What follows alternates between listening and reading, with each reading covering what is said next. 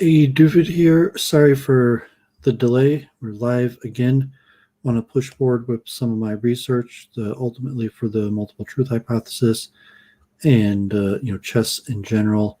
I want to limit my playing at chess. I'm not really a chess player, although with the pandemic and being at home quite often, I'm playing more. So I'll go straight into screen share. It looks like the sound's working. So just show this really quickly because I might do some chess streams. So here's me on LICHESS, the French server. And you see I got Racing Kings. I got my crown in that 2040. I started playing for Israel. I joined a few teams. We organized, my friend Yehontan organized a 12-hour marathon tournament. Sorry, not this one. So I got second place in last night's daily. I've got relatively good. The third marathon team battle, 148 players, 12 hours. People are playing the whole time. I joined one of these teams largely at the press request of this Yehontan. So you see best autumn player, Duvid. So I got relatively good at Racing Kings. See the first tournament in Ninjago Universe led our team to victory. So props, he's got a big lead on me. And but I might end up making some videos on this variant, Racing Kings. And it's an interesting variant. There's not too much good material on it. It has substantially different rules than regular chess. The setup of the board when it starts, obviously, and the goal is to get your king to the other side of the board. And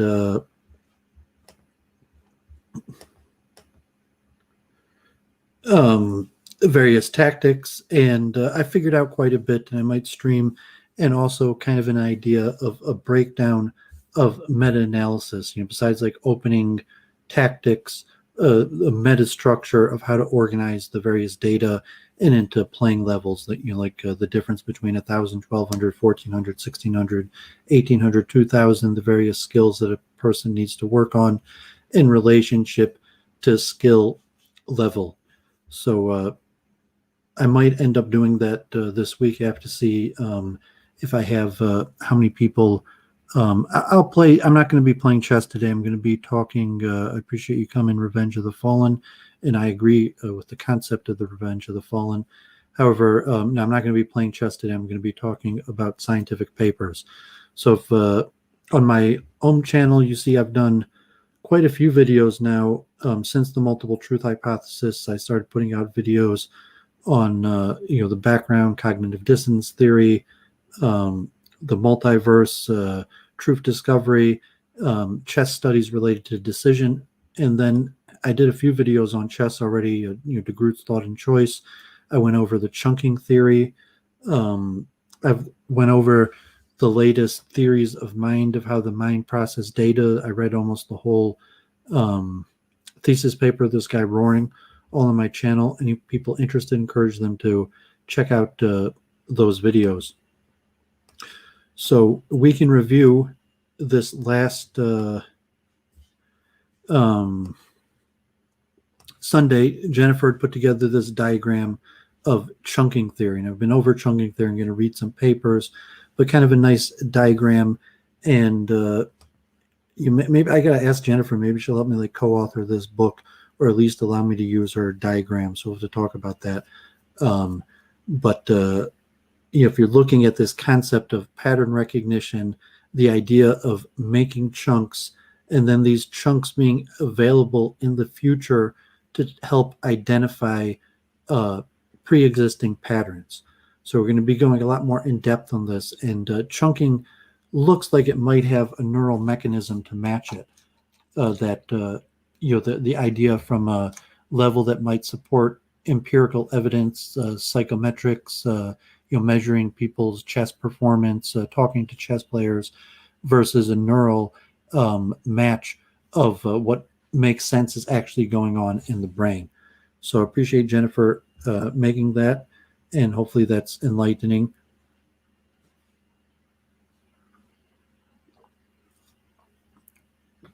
Okay, so thanks, Revenge of the Fallen.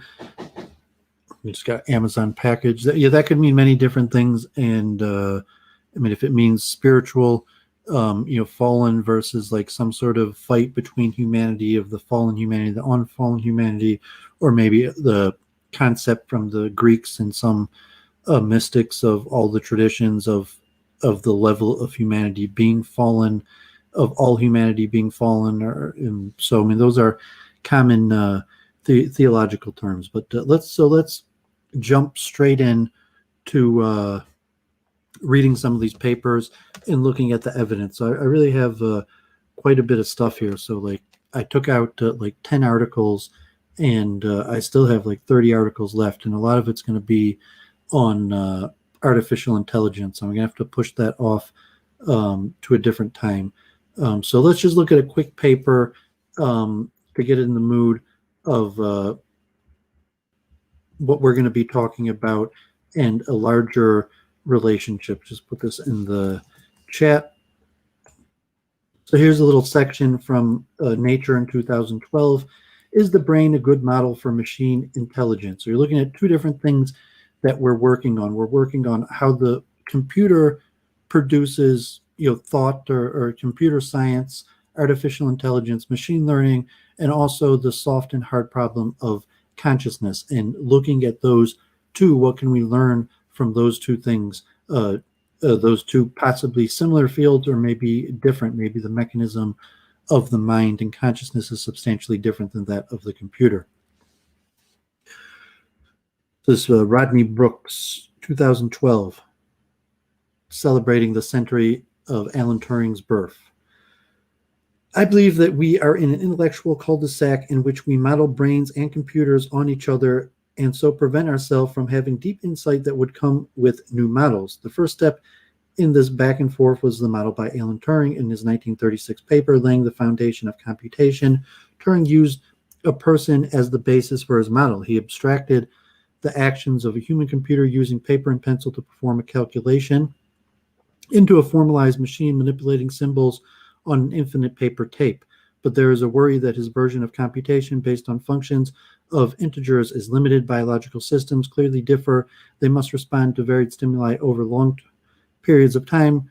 Those responses in turn alter their environment and subsequent stimuli. The individual behaviors of social insects, for example, are affected by the structure of the home they build and the behavior of their siblings within it. Nevertheless, for 70 years, those people working in what is now called computational neuroscience have assumed that the brain is a computer, a machine that is equivalent to a Turing's finite state machine with an infinite tape and a finite symbol set.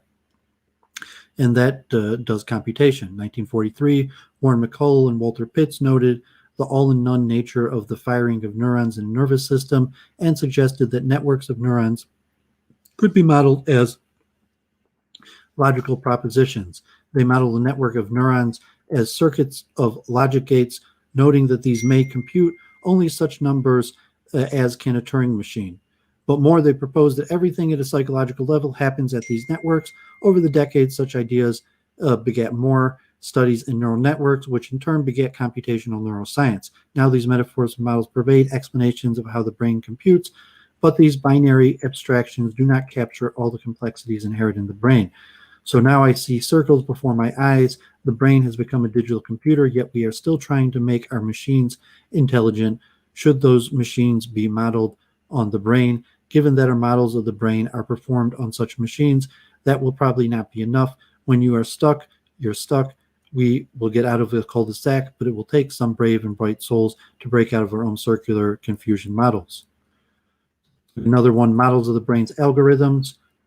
From Dennis Hassabis, Alan Turing looked at the human brain as a prototype for intelligence. If we are alive today, he would surely be working at the intersection of natural and artificial intelligence. Yet to date, artificial intelligence researchers have mostly ignored the brain as a source of algorithmic ideas.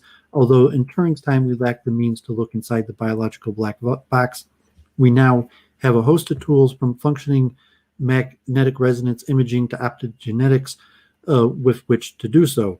Neuroscience has two key contributions to make towards progress in AI. First, the many structures being discovered in the brain, such as grid cells used for navigation or hierarchical cell layers for vision processing, may inspire new computer algorithms and architectures. Second, neuroscience findings may validate the plausibility of existing algorithms being integral parts of general AI systems. To advance AI, we need to better understand the brain's workings at the algorithmic level, the representations and processes that the brain uses to portray the world around us. For example, if we knew how conceptual knowledge was formed from perceptual inputs, it would crucially allow for the meanings of symbols in an artificial language system to be grounded in sensory reality. AI researchers should not only immerse themselves in the brain's latest research, but also conduct neuroscience experiments to address key questions such as how is the conceptual knowledge acquired? Conversely, from a neuroscience perspective, attempting to distill intelligence into an algorithmic construct may prove to be the best path to understand some of the enduring mysteries of our minds, such as consciousness and dreams. Actually, this dates back to Nature in 2012, but I think actually in reality, as the two fields have drifted further and further apart from each other, as where the consciousness has got more into ideas of the quantum mind, and machine learning algorithms have developed more. The brain emulation requires cells. Dennis Bray, machines can match us in many tasks, but they work differently from networks of nerve cells. It is our aim to build machines that are even more intelligent and dexterous. Then we should use circuits of copper and silicon. But if our aim is to reproduce the human brain with its quirky brilliance capable of multitasking and sense of self, we have to look for other materials in different designs. Computers outperform us in complex mathematical calculations and are better at storing and retrieving data. We accept that they can beat us at chess, once regarded the apogee of human intellect, but the success of a computer called Watson, the U.S. television quiz show Jeopardy! In 2011 was a nail in the coffin of human superiority.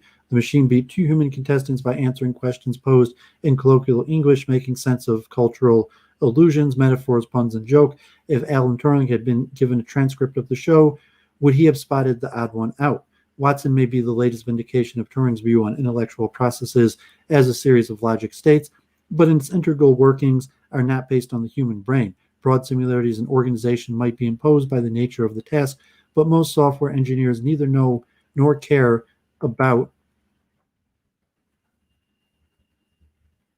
anatomy or physiology. Even biologically inspired approaches such as cellular automated generic algorithms and neural networks have only a tenuous link to living tissue. In 1944, Turing confessed his dream of building a brain, and many people continue in this endeavor to this day. Yet any neurobiologist will view such attempts as naive. How can you represent a neuronal synapse, a complex structure containing hundreds of different proteins, each a chemical prodigy in its own right and arranged in a mare's nest of interactions with a single line of code?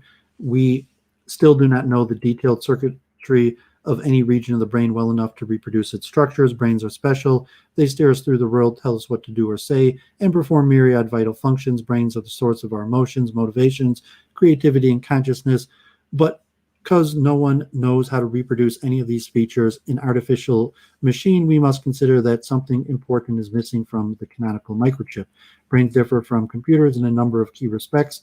They operate in cycles rather than in linear chains of causality, sending and receiving signals back and forth. Unlike the hardware and software of the machine, the mind and the brain are not distinct entities. And then there is a question of chemistry.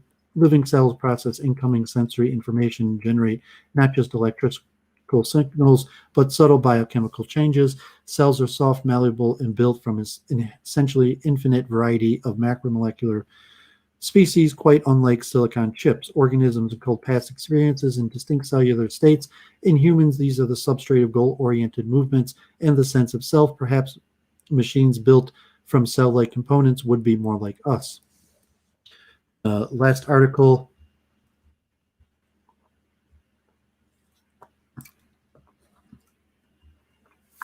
Here from the Hebrew University professor, speed will trump brain's advantages. The saying that people who are really serious about software should make their own hardware, attributed to computer scientist Alan Kay in the 1980s, still rings true today. The idea of the function in the form of computing architecture should serve each other is the root of algorithms in signal processing, image rendering, gaming, video compression, and streaming. I believe that is also true for the human brain, meaning that the brain does not implement intelligence in the same way as a computer.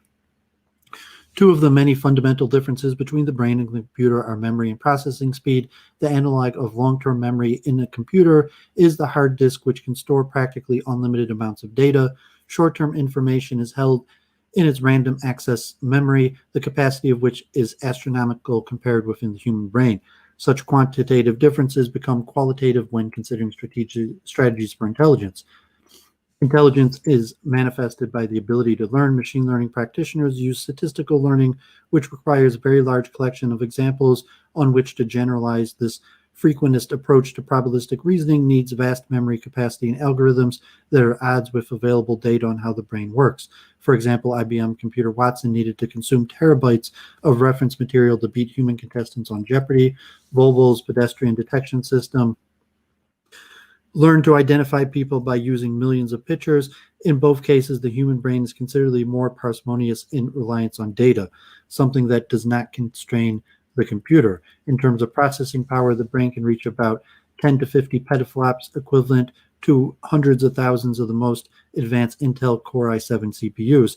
Yet signals in the brain are transmitted at a snail's pace, 5 or 6 orders of magnitude slower than modern CPUs. This huge difference in communication speed drives vastly different architectures. The brain compensates for the slow signal speed by adopting a hierarchical parallel structure involving successive layers with increasing receptive field and complexity. By comparison, a computer architecture is usually flat, and because of its much faster clock rate, can employ brute force techniques. Computer chess systems such as Deep Blue use pattern recognition strategies such as libraries of opening moves and completely solve endgames, complemented by their ability to evaluate the outcomes of some 200 million moves per second. This is the way beyond the best grandmaster. An intimate understanding of how cognitive tasks are performed at an algorithmic level would allow artificial intelligence to grow in leaps and bounds, but we must bear in mind that the vastly different architecture of computer favors strategies that make optimal use of its particular unlimited memory capacity and brute force search. So I wanted to open with that article because in your frame, I'm going to be going more now into straight chess and just a little bit of a feel for how this is going to relate to the hard problem, soft problem consciousness. And when we're looking at what's going on in a chess player when they go about solving problems, what's the difference between various levels of chess players who are more or less successful at, so to say, finding better solutions, how we go about describing those process, how we believe the people who believe that it arises from the brain, how we describe those mechanisms that happen in the brain from just the pure level of thought, from dissecting through introspection or examining what people, the effects of people's action, also to try to decipher some sort of process that a person goes through, and also the method that the computer uses. So there's various methods that could be used to look at this, and so the computer method and the neural method are the main ones. The old method of introspection in the science level is not as popular anymore. So Revenge should come on Week in Review or stream, and we could talk, and it'd be interesting to hear your expressions. If you know Duvid, I like to keep these various streams topical. So if someone is coming just not to join the community, but to I also have Discord or whatever for questions you want to ask me directly. So enjoy the program, but unless it's related specifically, not even to chess in general, but your research on chess and intelligence in the brain and consciousness, we'll save it for a different time. So I have quite a few papers here. This one's pretty important. It's a good read, so let's just go straight into this one. And, if you're a chess player, this is actually going to be very useful. And you'll see, really the glory of chess. I got to just show here. my latest chess life, the Netflix, the Queen's Gambit, the new movie, The Queen's Gambit. So, saying the glory of chess is really in the mind and understanding these processes. It's not, saying you could make a movie, you could make some sort of fictional depiction about what's going on, but we're going with what the science data says, what's the research, and I'm trying to show, not chess like, oh, who won, who's the best, but what effect. You're trying to understand the nature of thinking and the nature of gaining expertise. So if you're a chess player, it happens to be the game that you played is one of the most studied of the games. So when someone's talking about the psychology of mind, the most likely game they're going to bring up happens to be chess. So just because you're a chess player doesn't mean you've thought about these things, but it is one of the most common games. It's an old game. 20% of the world plays it. And a lot of the foundational research on mind is chess, and it's something GOBET has a little bit of expertise in, as a chess player and chess coach. And, I haven't formally conducted experiments on kids, but, say I'm a reasonably respected chess coach and, certain way successful chess coach. I have a technique. I have my own ideas. Okay, so let's look at this paper. The joint influence of intelligence and practice on skill development through the lifespan. Multiple authors from around the world, Vacchi, Edelsbrunner, Newborough, Stern. The relative importance of different factors in the development of human skill has been extensively discussed. Research on expertise indicates that the focused practice may be the sole determinant of skill, while intelligence researchers underline the relative importance of abilities at even the highest levels of skill. There is indeed a large body of research that acknowledges the role of both factors in skill development in retention. It is, however, unknown how intelligence and practice come together to enable the acquisition and retention of complex skills across the lifespan. Instead of focusing on the two factors, intelligence and practice, in isolation, here we look at their interplay throughout development. In a longitudinal study that tracked chess players throughout their careers, we show that both intelligence and practice positively affect the acquisition and retention of chess skill. Importantly, the nonlinear interaction between the two factors revealed that more intelligent individuals benefited more from practice. With the same amount of practice, they acquired chess skill more quickly than less intelligent players, reached a higher peak performance, and arrested decline in older age. Our research demonstrates the futility of scrutinizing the relative importance of highly intertwined factors in human development.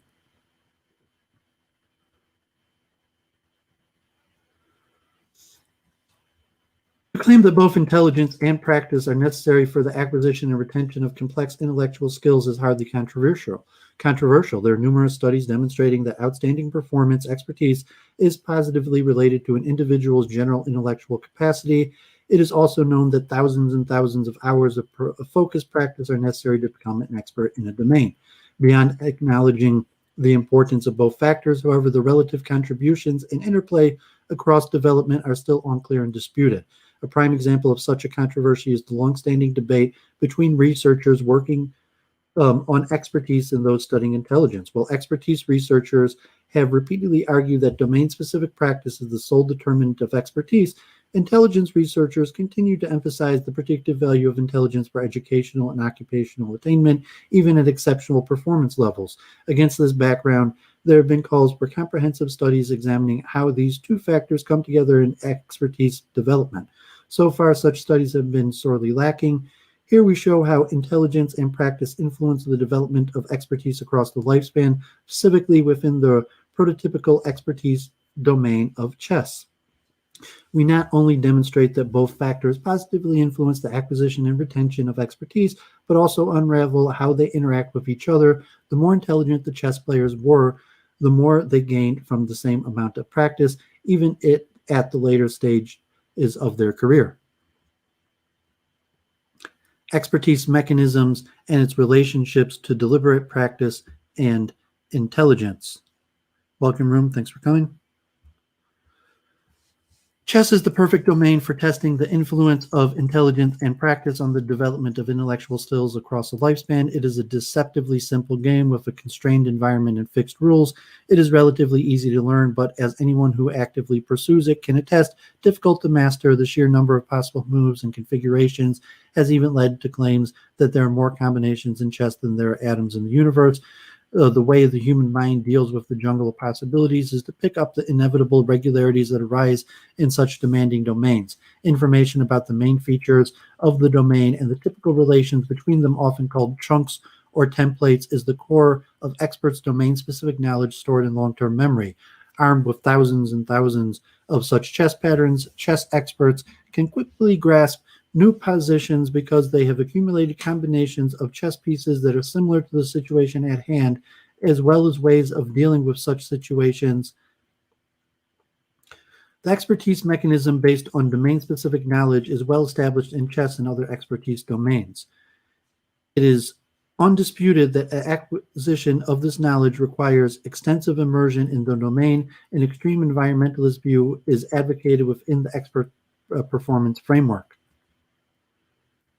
The significance, what is often overlooked in the nature versus nurture debate is the fact that both factors interact with each other. The omission is reflected in research where individual factors are examined in isolation. Our study reveals how intelligence and practice factors typically associated with nature and nurture, respectively, influence the acquisition and retention of complex skills across the whole lifespan. It confirms one of the central tenets of intelligence theories, widely assumed but rarely empirically proven, namely that more able people benefit more from the same amount of learning activity. So an extreme environmentalist view is advocated within the expert performance framework, in which it is postulated that certain types of practice are not only necessary for attainment of expertise, but also sufficient. Deliberate practice, which is defined as focused activities aimed at improving deficiencies in performance, would be the sole determinant of the attained expertise level. The more time an individual engages in such practice, the higher the domain-specific performance should be. As practitioners acquire more domain-specific knowledge through deliberate practice, other factors such as intelligence are assumed to continuously lose their importance. In the final expert stage, performance would rely exclusively on the domain-specific knowledge acquired through deliberate practice. The assumption of a diminishing role of intelligence in expertise development is also seemingly compatible with the theory of ability determinants of skilled performance. In consistent tasks in which stimulus-response associations remain constant, general cognitive abilities gradually lose their impact on performance as task execution becomes increasingly automated. The link between deliberate practice and domain-specific performance has been corroborated by several correlational studies in different expertise domains. In chess, deliberate practice is typically defined as an individual study of chess material. A meta-analysis revealed that 30% of variance in playing strength could be explained by the amount of deliberate practice. However, there is no support for the view that only deliberate practice determines experts' performance. The correlation of playing strength with the amount of group practice activities, such as playing tournament games, were found to be almost equally as strong as the correlations with the amount of individual practice. More importantly, chess players varied greatly as to how much practice, deliberate or any other, they needed to reach expertise. One level, for instance, reported that players required between 3,000 and 23,600 hours to attain the master level. The amount of deliberate practice explains a large chunk of chess expertise, but there also seems to be other factors that influence expertise development. One such factor is intelligence. Theories of intelligence postulate that intellectually more able people will inevitably be better at mastering the problems resulting from complex intellectual domains. Thanks to their higher speed of information processing, working memory capacity, brighter people will acquire domain-specific knowledge faster than their less able peers.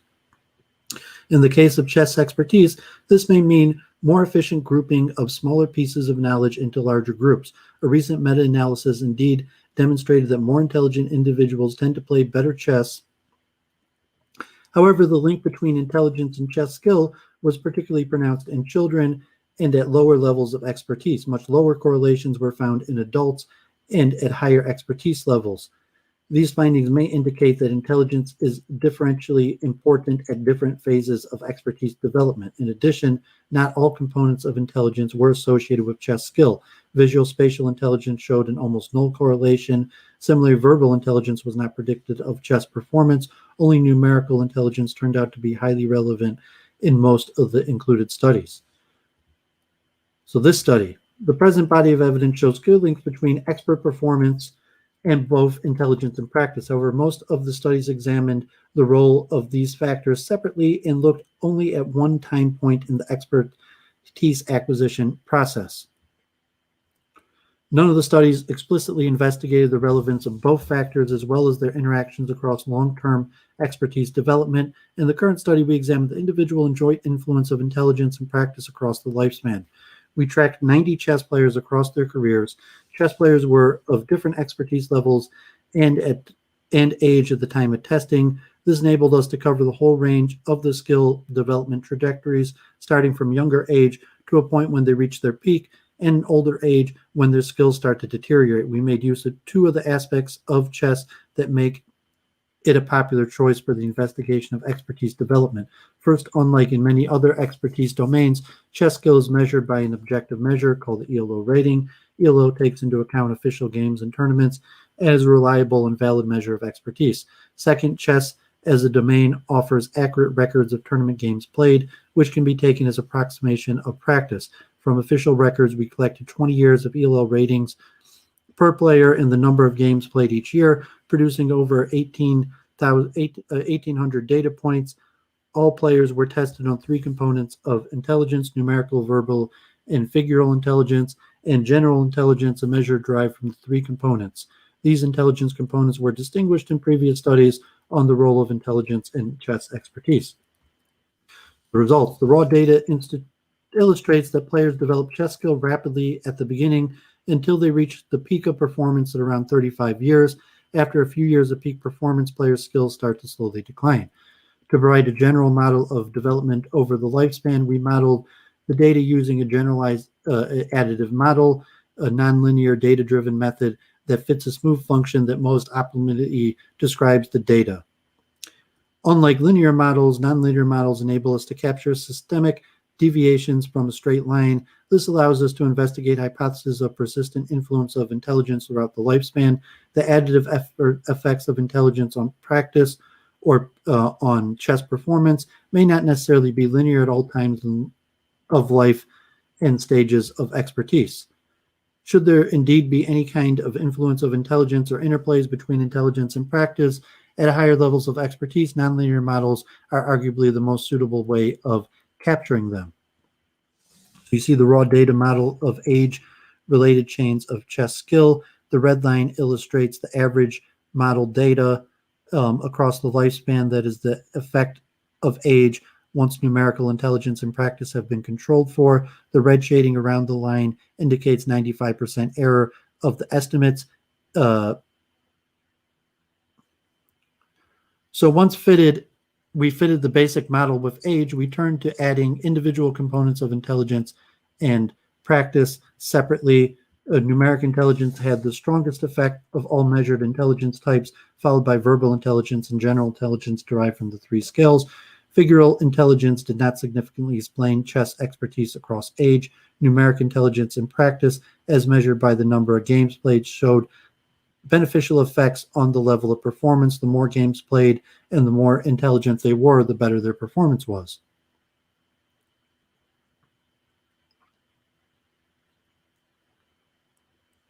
Both factors explain the development and retention of chess skill compared with the model that features only age. Numerical intelligence alone explains an additional 17% of results. Similarly, practice alone explains the same amount of deviance, a measure similar to the unadjusted variance. However, numerical intelligence and practice had differential effects on performance at different age levels of the players.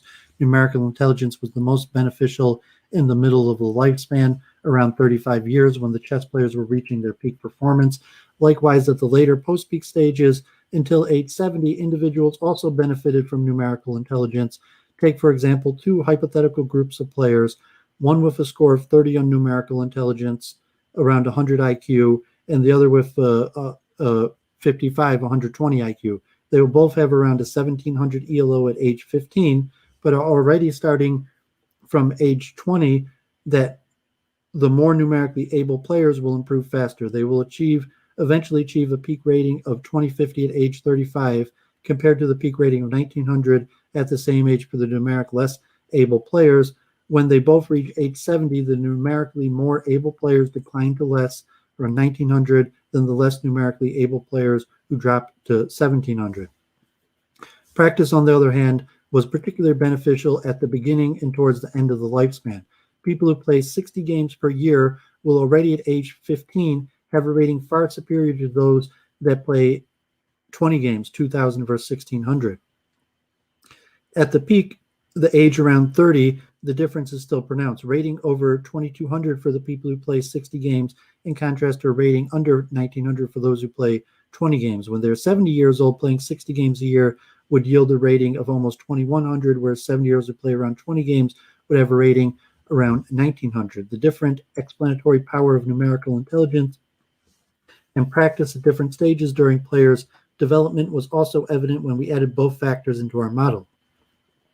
The explanation of data improved from 27% when either numerical intelligence or practice alone was included in the model, all the way to 42% when they were both included. The beneficial effects of combining numerical intelligence and practice in order to account for performance was also evident in their close interaction across development. Adding the interaction to the model explained additional variance, bringing the explained variance to 47%. In other words, more numerically able participants benefited significantly more from the same amount of practice than their numerically less able colleagues. This was not the case for verbal and general intelligence. In order to illustrate this interaction, we provide a snapshot of how intelligence and practice influence performance at different age levels. At the early age level, 20, the peak at age 30 and at 70. As a general rule, when they play the same number of tournament games, the players with higher numerical intelligence develop chess skill more quickly. For example, at age 20, players with numerical intelligence IQ 120 will benefit more from the same amount of higher practice at lower levels of practice than players with numerical intelligence of 100. More practice will inevitably mean fewer differences between the two, hypothetically more and less numerically able player groups. This is the case until a very high level of practice, over 60 games, when the more numerically able players will again benefit more from the less numerically able players. The same interaction is found when we look at the age 35, when the players reach peak performance. The difference in the level of improvement achieved for a given amount of practice between players with numerical intelligence of 55 and those with intelligence of 30 is particularly pronounced at the lower levels of practice. It almost disappears at higher levels of practice until it again reappears at the highest levels of practice. The situation is even more drastic in later stages when players need to maintain their expertise. The difference between players with scores of 55 and 30 on numerical intelligence increases with the amount of practice. An interactive figure that illustrates the interplay between intelligence and practice among the complete lifespan. So let's see if this link works.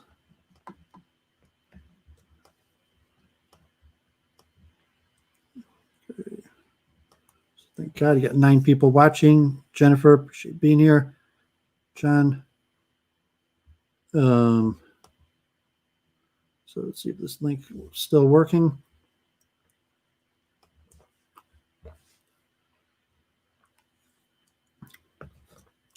So present findings corroborate the assumption that both intelligence and practice are unsurprisingly important factors in expertise acquisition and retention when considered separately. However, their explanatory power lies in the way in which they complement each other. Individually, they can explain only certain parts of the development curve. Together, they explain the changes much better across the whole lifespan, accounting for about 47% of variance.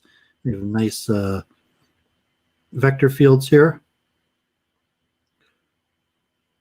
The difference in age and intelligence in practice and rating differences. So let's see if this graphic is,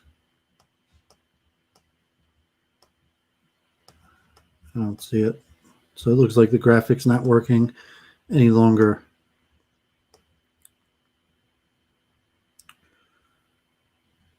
Okay, so Practice has its strongest effect in the beginning of expertise development. One of the possible reasons is that at that point, when there's little accumulated knowledge, almost every exploration uncovers useful information. As people acquire more information concerning the domain and their knowledge base increases, it becomes more difficult to discover new ways of dealing with challenging situations that would improve performance. This principle of diminishing returns, which is at the core of skill acquisition theories and the power law of practice, may go a long way towards explaining the particular beneficial influence of practice at the start of expertise development in our study. The same theoretical principles should be applicable to intelligence, where more capable players build their knowledge structures faster. We found that numerical intelligence influences performance throughout the whole lifespan, but its strongest effect is at the age at which most players reach their peak performance.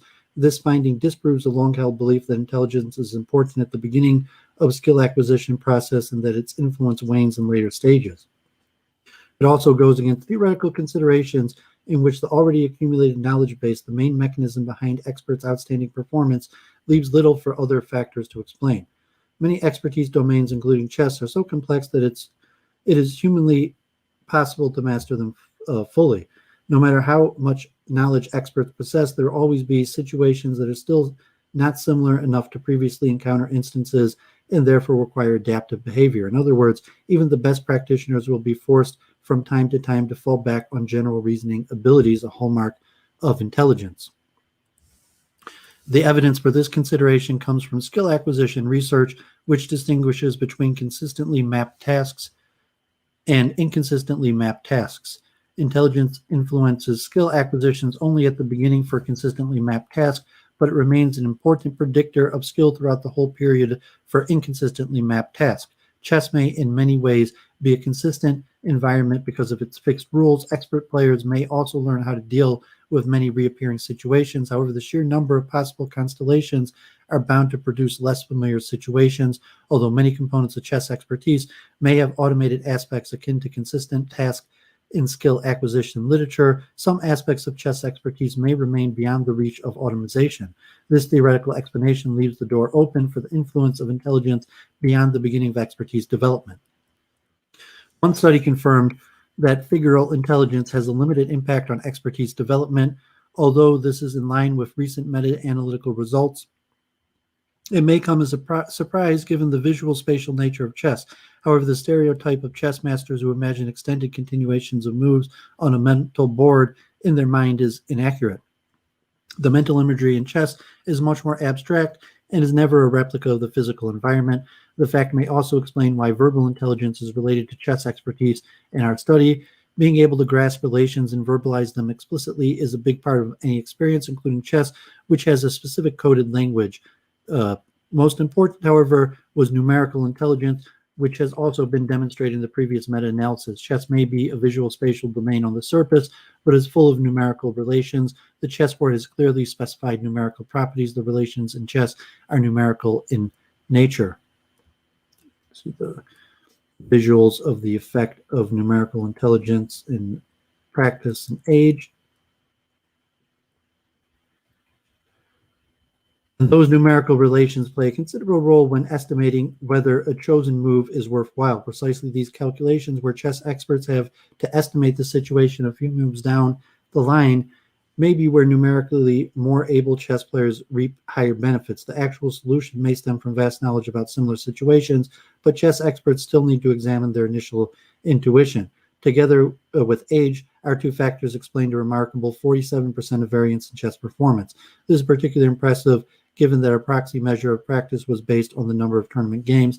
The officially played games are only one type of practice activity that can be important for expertise development. Deliberate practice in chess may not be the only explanation for the differences among experts, but is certainly a relevant factor that future studies should take into account. Chess players generally tend to immerse themselves in their domain long before they actually play an official game. Accounting for this early period and different aspects of activities in general may paint an even more accurate picture of the influence of practice and expertise development. Similar other factors, such as motivation, starting age, personality, may also prove to influence directly or indirectly intellectual performance throughout the lifespan. Despite these limitations, our study confirms one of the central tenets of virtually all intelligence theories. More intelligent people should benefit more from the same amount of practice than less intelligent people. This claim has proven to be rather difficult to demonstrate, even for simple skills. Our study goes beyond this and demonstrates the interaction between intelligence and practice in a complex intellectual activity such as chess. And so I'm not going to read through their actual methods of the study, but props to them, and good paper. And this is useful not just for chess players in general. And just say chess is one of the most studied of all the fields, and we'll talk about athletics and other things. There's a lot more similar papers I want to get to, but just this interplay of called natural skill, intelligence, practice, and maybe called genetic skill versus acquired skill in practice, and these different questions about what's actually happening. Okay, so glad you're still with us. So Kathy, thanks for joining us. Okay, so let's look at a quick paper here on another factor of chess.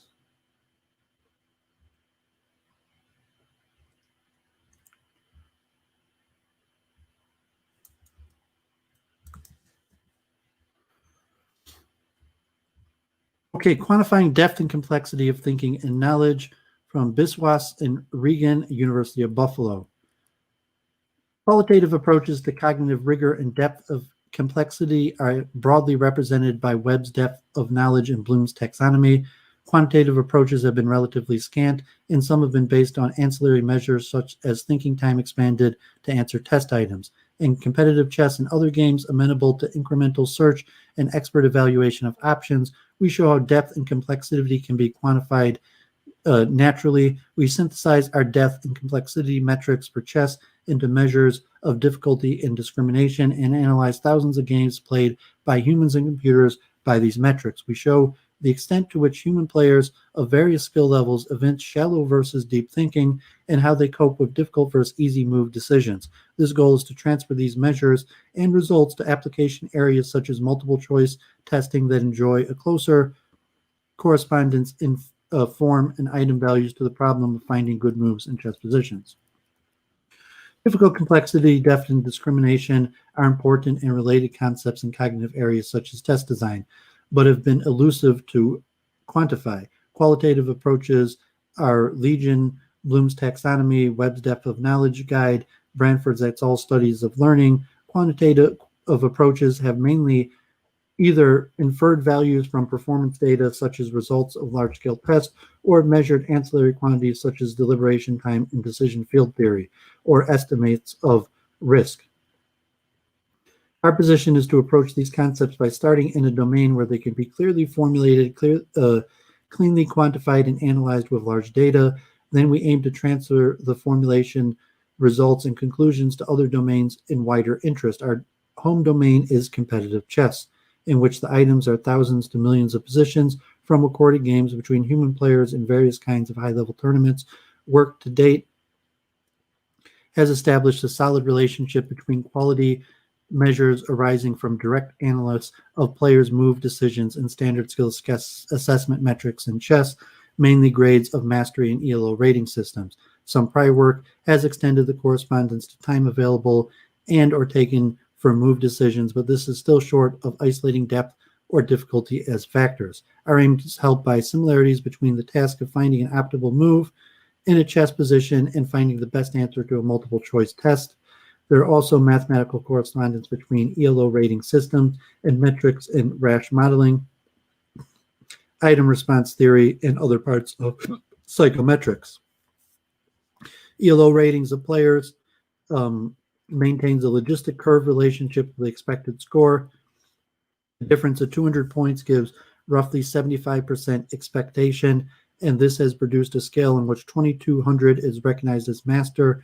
The highest few players are over 2800, and many computer chess engines are rated well over 3000, even in inexpensive hardware. So the engines can hence act as an objective, authoritative answer key for chess positions. Essentially, all engines give values in standard units of centipawns and an iterative deepened search that is beginning with the D1 or some other floor value. They search to a basic depth of deep lies, meaning moves by white or black, also called half moves, given values to each legal move and at that depth, and then deepening the search of the depth. The incremental search can be capped at some fixed maximum depth based on depth to strength estimates by Fiera for the Houdini 2013 engine, and matches run by us in its versions, a Stockfish engine used by the results reported here. We estimated depth 19 of the ladder at 2650. So this gets pretty mathematical, and they're going to show the equations they used, and hopefully with Jennifer's help, there's going to be a section of my book that will be mathematical like this also. So at depth D, the chess program produces an ordered list of moves and their values. Comparing these lists from different D involves standard problems of preference in voting theory, with the twist that high values for poor moves had diminished weight. We speak of rating aggregation rather than rank aggregation because the values of each move, not just the ordinal ranks, are important. We postulate the swing should be signed quantity in centipawns units that pertain to an individual move option, while complexity should be non-negative and dimensionless and pertain to position overall. So not going to go through all of this. Encourage people who understand the math in chess and computer programming to look at it more. So you see the results: frequency of playing engine moves with different swing values, different levels, what type players find the right move. So our results show that the raw factor of swing makes a large impact on the ability of players at all levels to find the optimum move identified at the highest depth by the engine, and that this carries forward to our more refined difficulty and discrimination measures. The games seem to function as if they were rating level below 2200, most often the 1800 to 2100 range. Table 1 gives the total moves and times with the engine moves played for each of the 5 intervals of swing values. And figure 1 graphs the frequencies of M1 being played in each case. The plot clearly indicates that high swing moves are tricky for players to find. The players more often choose inferior moves. The phenomenon is consistent with players of any ELO ratings, where higher rated players are slightly less tricked by the swing value. This feature is more prominent in blitz tournaments. Quick decision making often leads to pick inferior moves, or where the virtue of the 8 engine move was not obvious at lower depths. In our implementation, we rank the possible moves at any particular position based on the order provided by the chess engines. Often the first move listed by the engine shows less swing and makes it an attractive choice for the players from the beginning. Earlier studies showed that players often choose the first move listed by the engine 58% of the time, whereas the second move is chosen only 42% of the time. Table 2 shows the fact that the first listed move often has much lower swing with comparison to other tried moves. This is true for players across any ability level. Figure 2 represents the probability of player playing the best move for positions of various complexity. The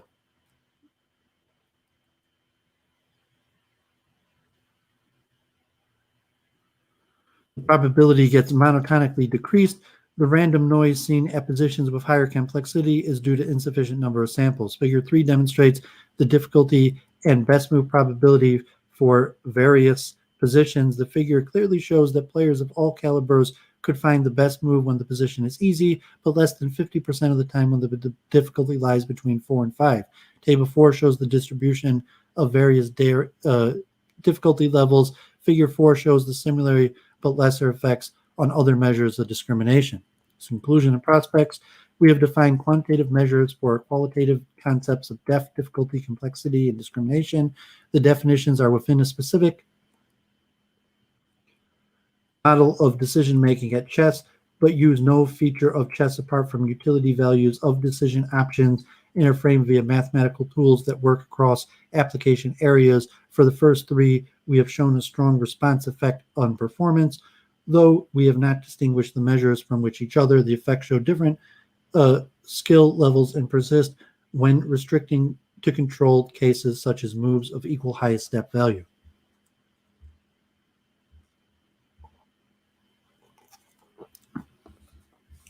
Okay, welcome.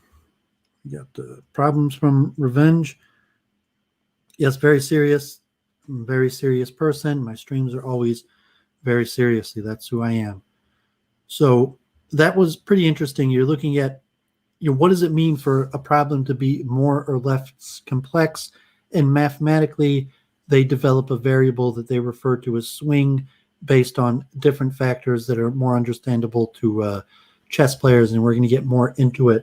But in terms for problem solving and thought in general, complexity is a difficult, what does it mean to tackle a more complex problem, and what are the mechanisms of tackling a more complex problem, and what about this idea of levels of expertise like Freemasonry or chess ratings, where you could say this person is at this various level and therefore likely to have this skill level, and with chess, and say, is chess somewhat objective like that? And I'm going to try to show that with some of these chess variants, like a Racing Kings, maybe Crazy House Horde, where I'll try to divide the main principles and levels of understanding in different rating classes of what people are expected to know, or combinations to produce people in various rating classes.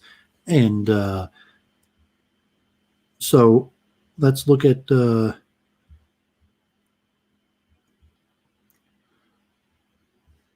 some more studies here.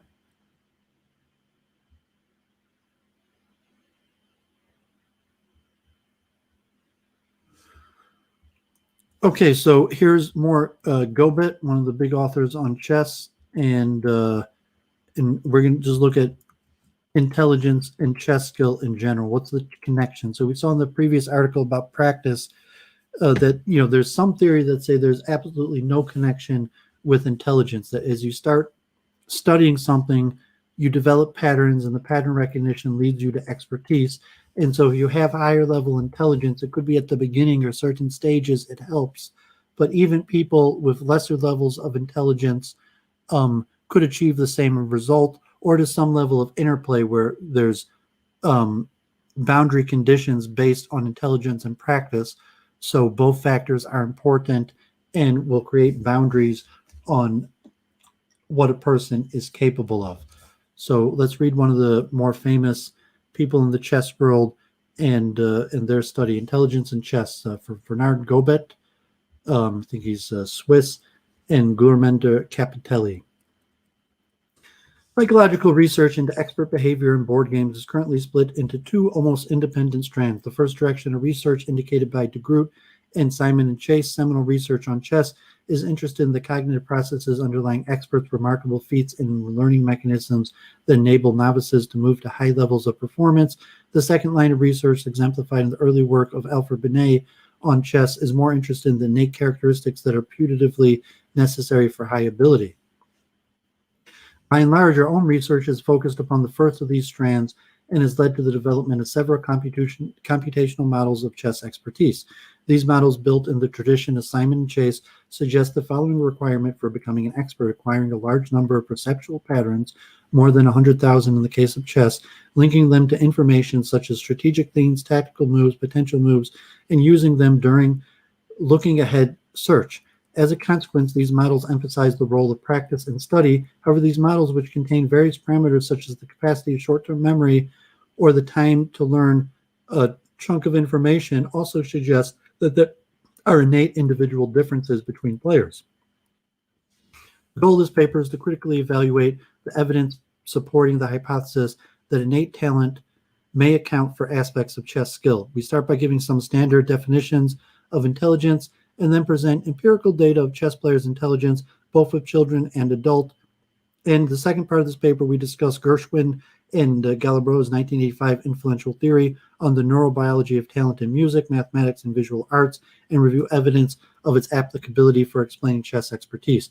For that purpose, we will present empirical data based on brain lesions, brain imaging studies, and handedness. In the conclusion, we will attempt to reconcile the strand of research emphasizing practice and the role of environment with the emphasizing the role of innate talent. Expertise in chess. Mainstream cognitive research into chess expertise Was started by de Groot, 1946, work on the decision-making processes of chess players. De Groot identified the critical role of perception, which allows rapid access to information stored in long-term memory. Building on this research, Simon and Chase proposed a detailed theory of the cognitive mechanism involved in chess playing. In particular, specified the learning mechanism allowed in acquisition of perceptual knowledge. Several aspects of this theory and its revisions have been implemented as computational models, which closely replicate empirical data about eye movements, memory performance, and search behavior. Pattern recognition plays an important role in this line of research. Through years of practice and study, masters have learned several hundred thousands perceptual patterns, which once recognized in a particular position give rapid access to information such as potential moves or move sequences, tactics, strategies, and so on. Simon and his colleagues proposed that pattern recognition explains a number of important phenomena, such as highly selective search. Even chess grandmasters rarely search through more than 100 moves before selecting a move. Automatic and intuitive discovery of good moves, and extraordinary memory for game-like chess positions. Simon and Chase have suggested that at least 10 years of practice and study were necessary to acquire the minimum knowledge to become a grandmaster. Individual differences. As already mentioned, the computer models developed in the Simon Chase tradition leave ample room for individual differences. These models include various parameters such as the capacity of short-term memory, the time to learn new information, and the time to store information into short-term memory. While these parameters have been set using empirical data aggregating across subjects, it is reasonable to assume that these values may vary between individuals. However, for a strong dissent with this assumption, see other papers. We will look at those at a different time. Indeed, anecdotal evidence would suggest the presence of such individual differences. For example, while many chess players train very hard to become the next Bobby Fischer or Garry Kasparov, only a handful of them reach grandmaster level. And among the minority of those who are successful, there are obvious differences in the time needed. Some players required more than 20 years, while others needed only 10 years or even less. In addition, there are important individual differences in the style of play. Some players are aggressive, others defensive. Some prefer tactical complications, others transparent strategic planning. Finally, one could look at extra chess activities for evidence of individual differences. In de Groot's 46 found that there were important differences in training and background in the sample of 55 grandmasters he studied. In particular, he found that 13 of his grandmasters had a training in science or mathematics. Interesting, such differences in background have tended to fade away in recent years. Nowadays, with stringent training requirements for competitive chess, most players are professional with no university training. Where do these differences come from? Several psychological explanations paralleling the strands of research mentioned above have been advanced. Information processing research tends to emphasize the role of the environment, presence of the coach or playing opportunities, coaching techniques. The extreme position in this strand has been taken by Erickson in the theory of deliberate practice, which denies the role of innate differences, except for motivation and the ability to stay in long-term practice.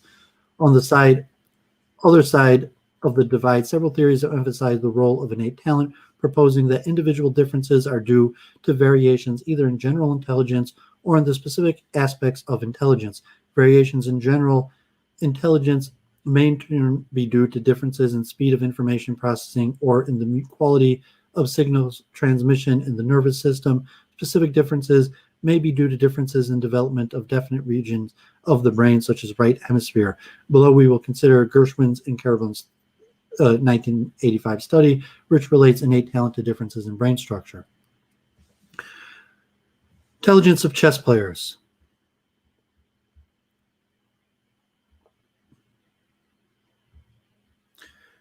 Definitions and measures of intelligence. Where central in several subfields of psychology, the concept of intelligence has turned out to be rather elusive and difficult to define. Indeed, has been generated its share of controversy for over 1 century. Two main schools have dominated this field. The first proposes that several types of intelligence coexist, and the second considers intelligence as a unitary concept. A good example of first approach is offered by Gardner's 1980 theory of multiple intelligence. See, Gardner just had a new book I've been seeing making the interview rounds, which identifies 7 types of intelligence, such as spatial, logical, mathematical, and musical intelligence. How the second approach construes intelligence may be illustrated by some definitions taken from Macintosh's text. Intelligence is seen as general mental efficiency, the aggregate or global capacity of the individual to act purposely, to think rationally, and deal effectively with his environment. a general reasoning capacity useful in problem-solving tasks of all kinds. Alfred Binet, who incidentally carried out the first study on mental abilities of chess masters in 1894, was the first psychologist to develop an intelligence test. His influence is still visible in some of the tasks used in intelligence tests, and even in their name. Intelligence tests are often called intelligence quotient test, a remnant of Binet's work where intelligence scores was the quotient of mental age to physical age.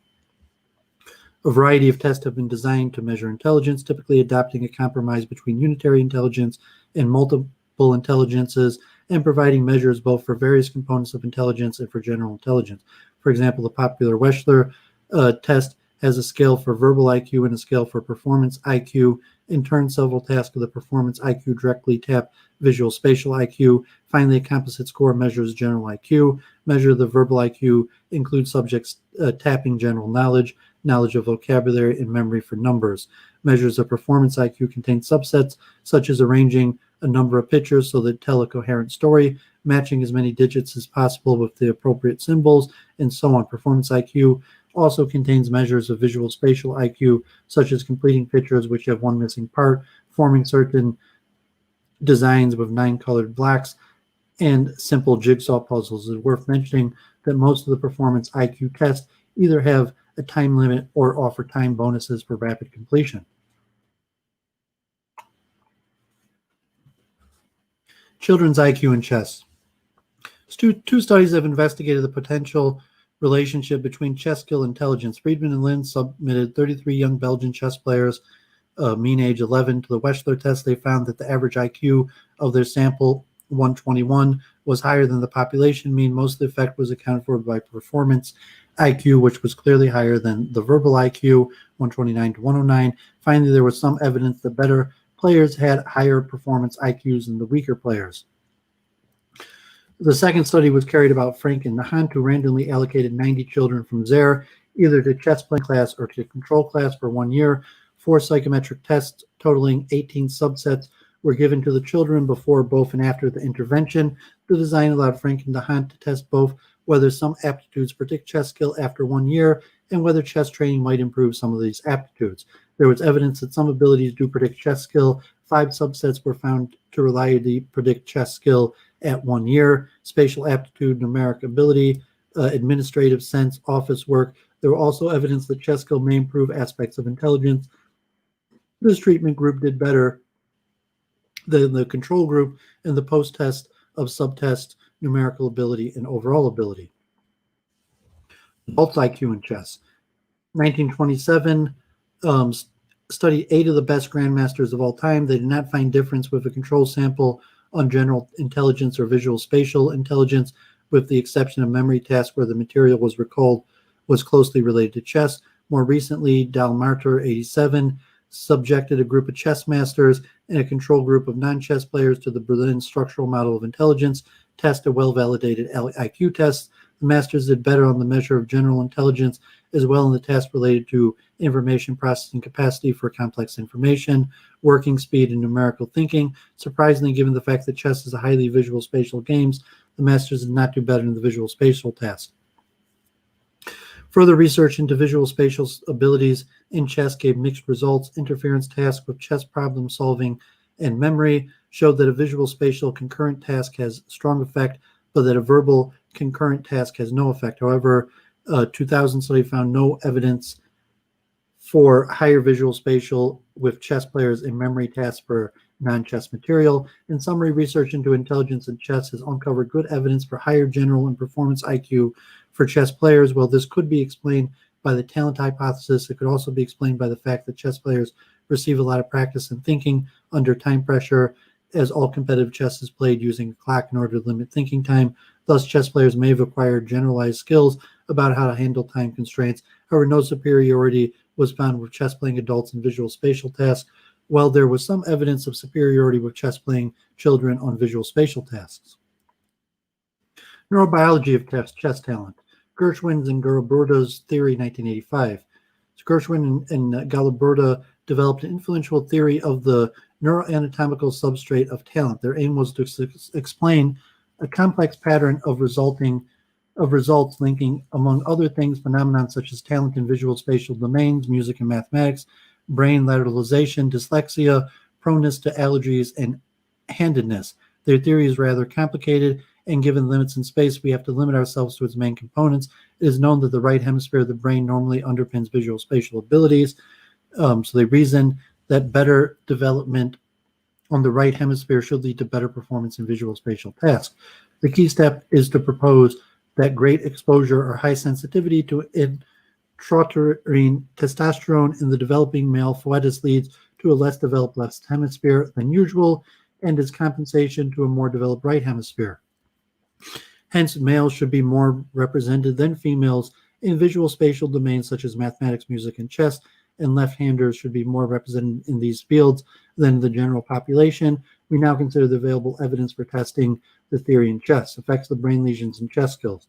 A direct consequence of the theory is that lesions to the right hemisphere of the brain should affect chess skill more than lesions to the left hemisphere.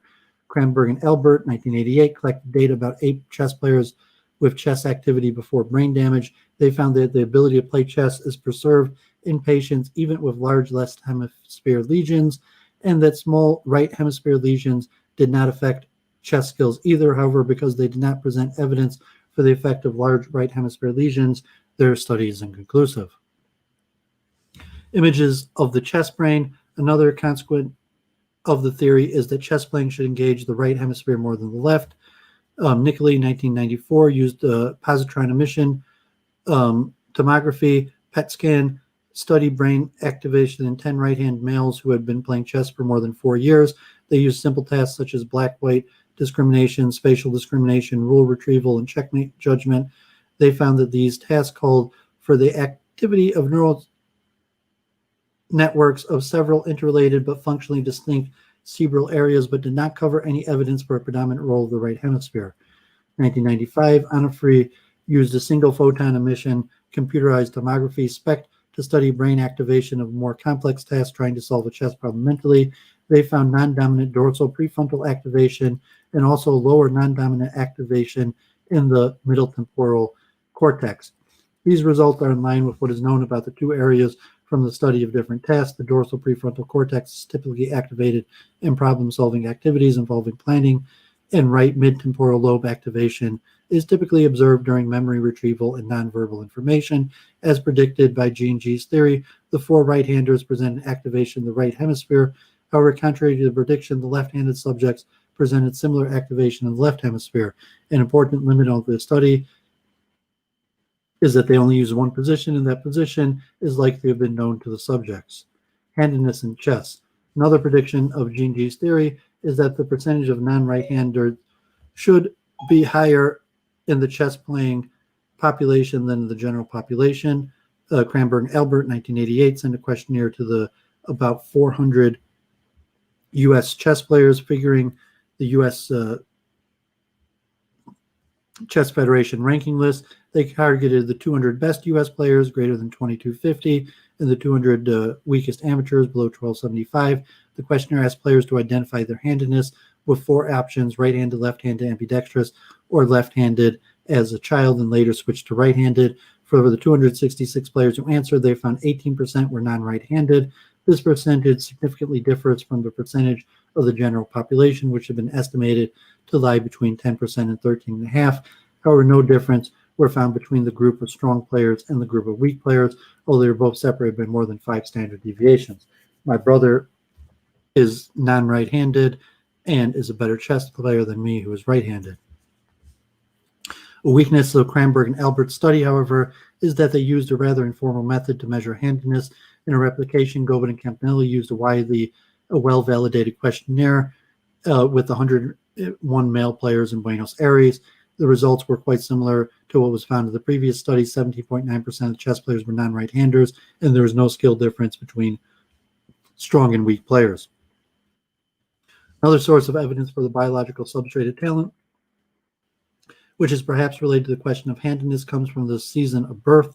GOBET and Campanelli found that the month of birth may affect chess skill.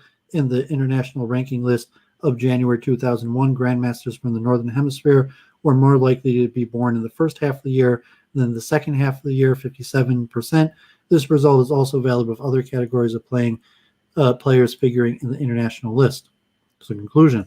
The goal of this article was to review the available data on the possible links between chess talent and intelligence and between chess talent and biological mechanism. The literature on intelligence indicates that chess players' IQ is higher than that of the general population, but surprisingly does not offer any evidence that adult chess players have better visual spatial skills. Some evidence of higher visual spatial skills was found in children. 2000 studies suggested that while visual spatial skills may be important in the early development of chess skills, other skills such as motivation became important over time. Note also that the direction of causality is unclear, and that each of the three possible scenarios below is part supported by empirical. Chess improves intelligence. More intelligent individuals play better chess. A third variable mediates intelligence and chess skill, like motivation, ability to think under time pressure. Some predictions of G&G theory of talent were supported by the empirical data. The brain lesion studies confirmed the predication of the relative minor role of left hemisphere in chess playing, but did not offer strong evidence for the predominant role of the right hemisphere. The brain imaging studies offer some weak evidence for the role of the right hemisphere. Finally, 2 studies found the incidence of non-right-handers higher in the chess population than the population at large.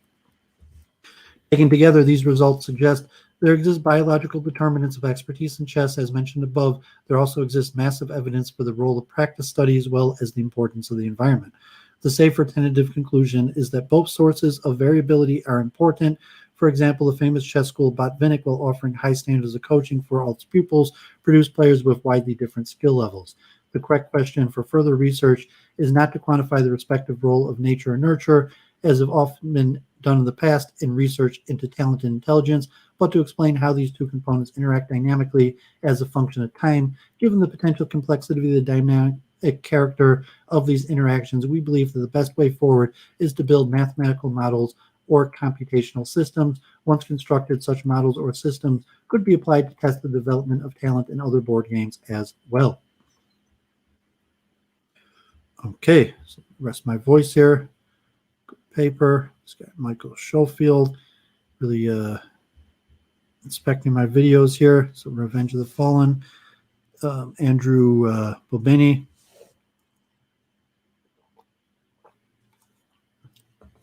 So I'll read through the chat later. So let me just continue with these studies. So I may not do the educational ones today. I don't think I'm going to do like a multi-hour stream.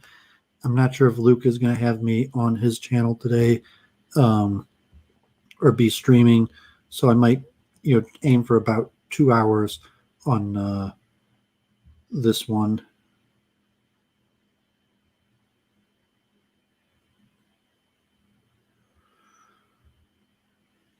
Okay, so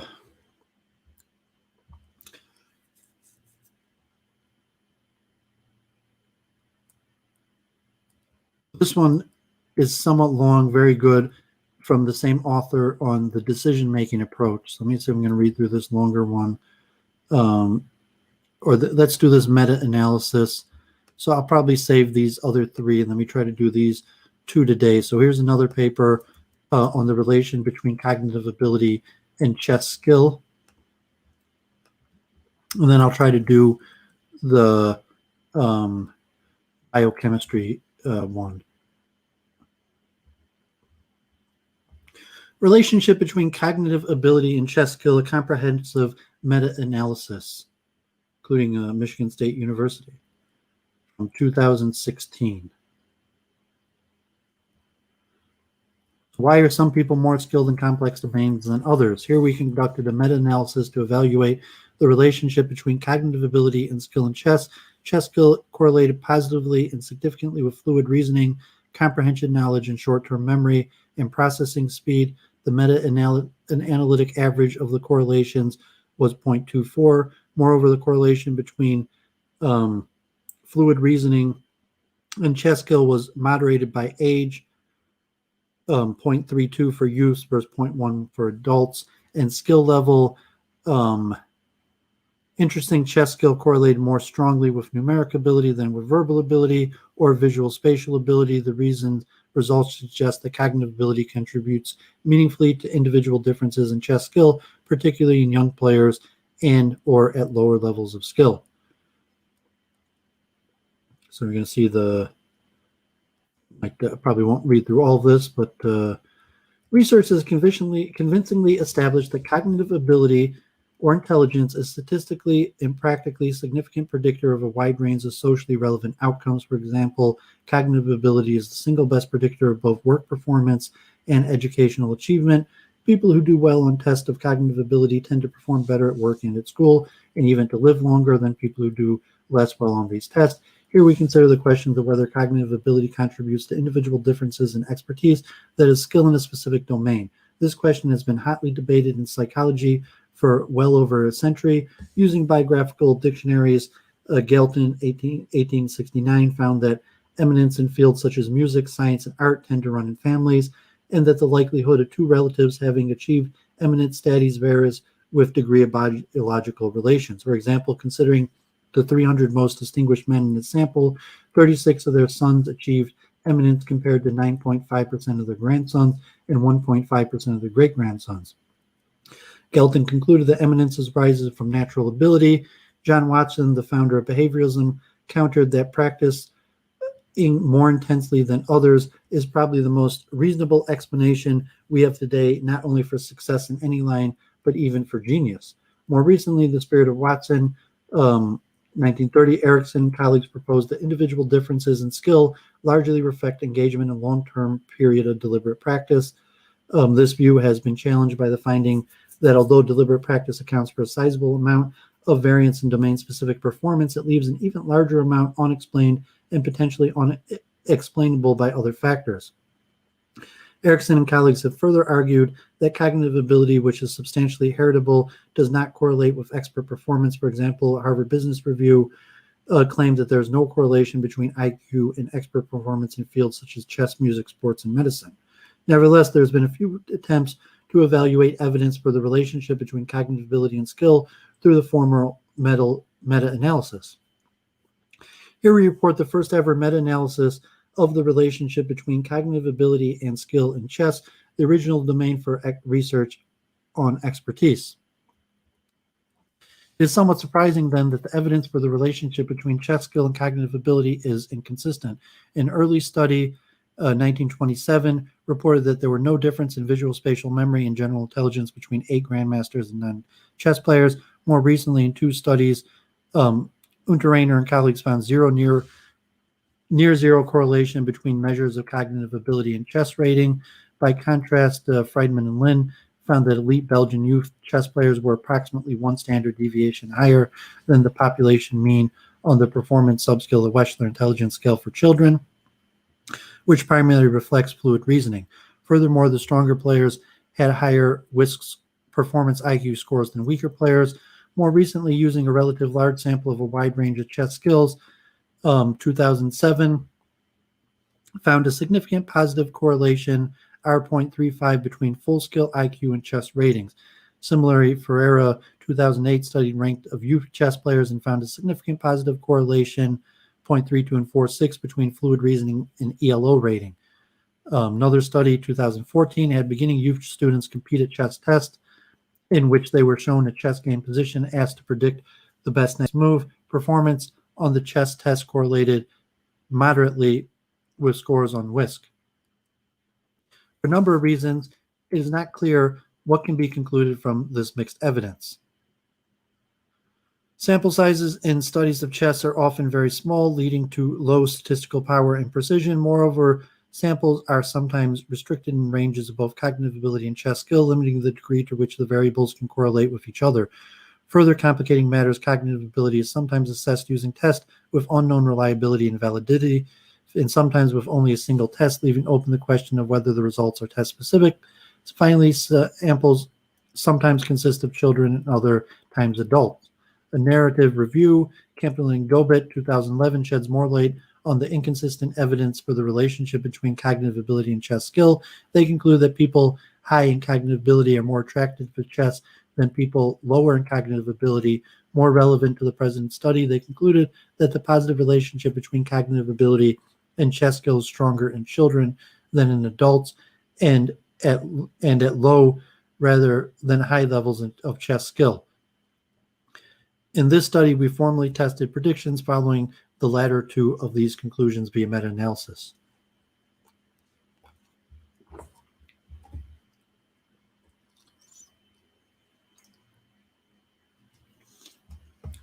Research questions. The purpose of the study was to synthesize the available evidence for the relationship between cognitive ability and chess skill via meta-analysis. Our major question was whether there is significant positive correlation between cognitive ability and chess skill.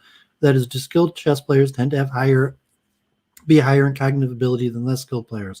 Using the Kittel-Horn-Carroll model of intelligence as an organizing framework, we consider this question in terms of both global cognitive ability, full skill IQ, and four broad cognitive abilities: fluid reasoning, comprehensive knowledge, short-term memory, and processing speed. Fluid reasoning refers to the ability to solve novel problems and adapt to new situations, and is typically measured with tests of sequential deductive reasoning, such as Raven's progressive matrices, in which the goal is to predict the next item in a pattern, or tests of quantitative reason, such as solving mathematical problems. By contrast, comprehension knowledge reflects knowledge and skills acquired through experience and is assessed with tests of vocabulary comprehension and general information. Short-term memory is defined as the ability to remember information over a short-term period of time and is measured with tests of short-term memory, such as digit span, in which the goal is to remember and recall a series of digits, or tests of working memory, such as NBAC, in which the goal is to indicate whether a stimulus is the same as the sum one back in a run of stimuli.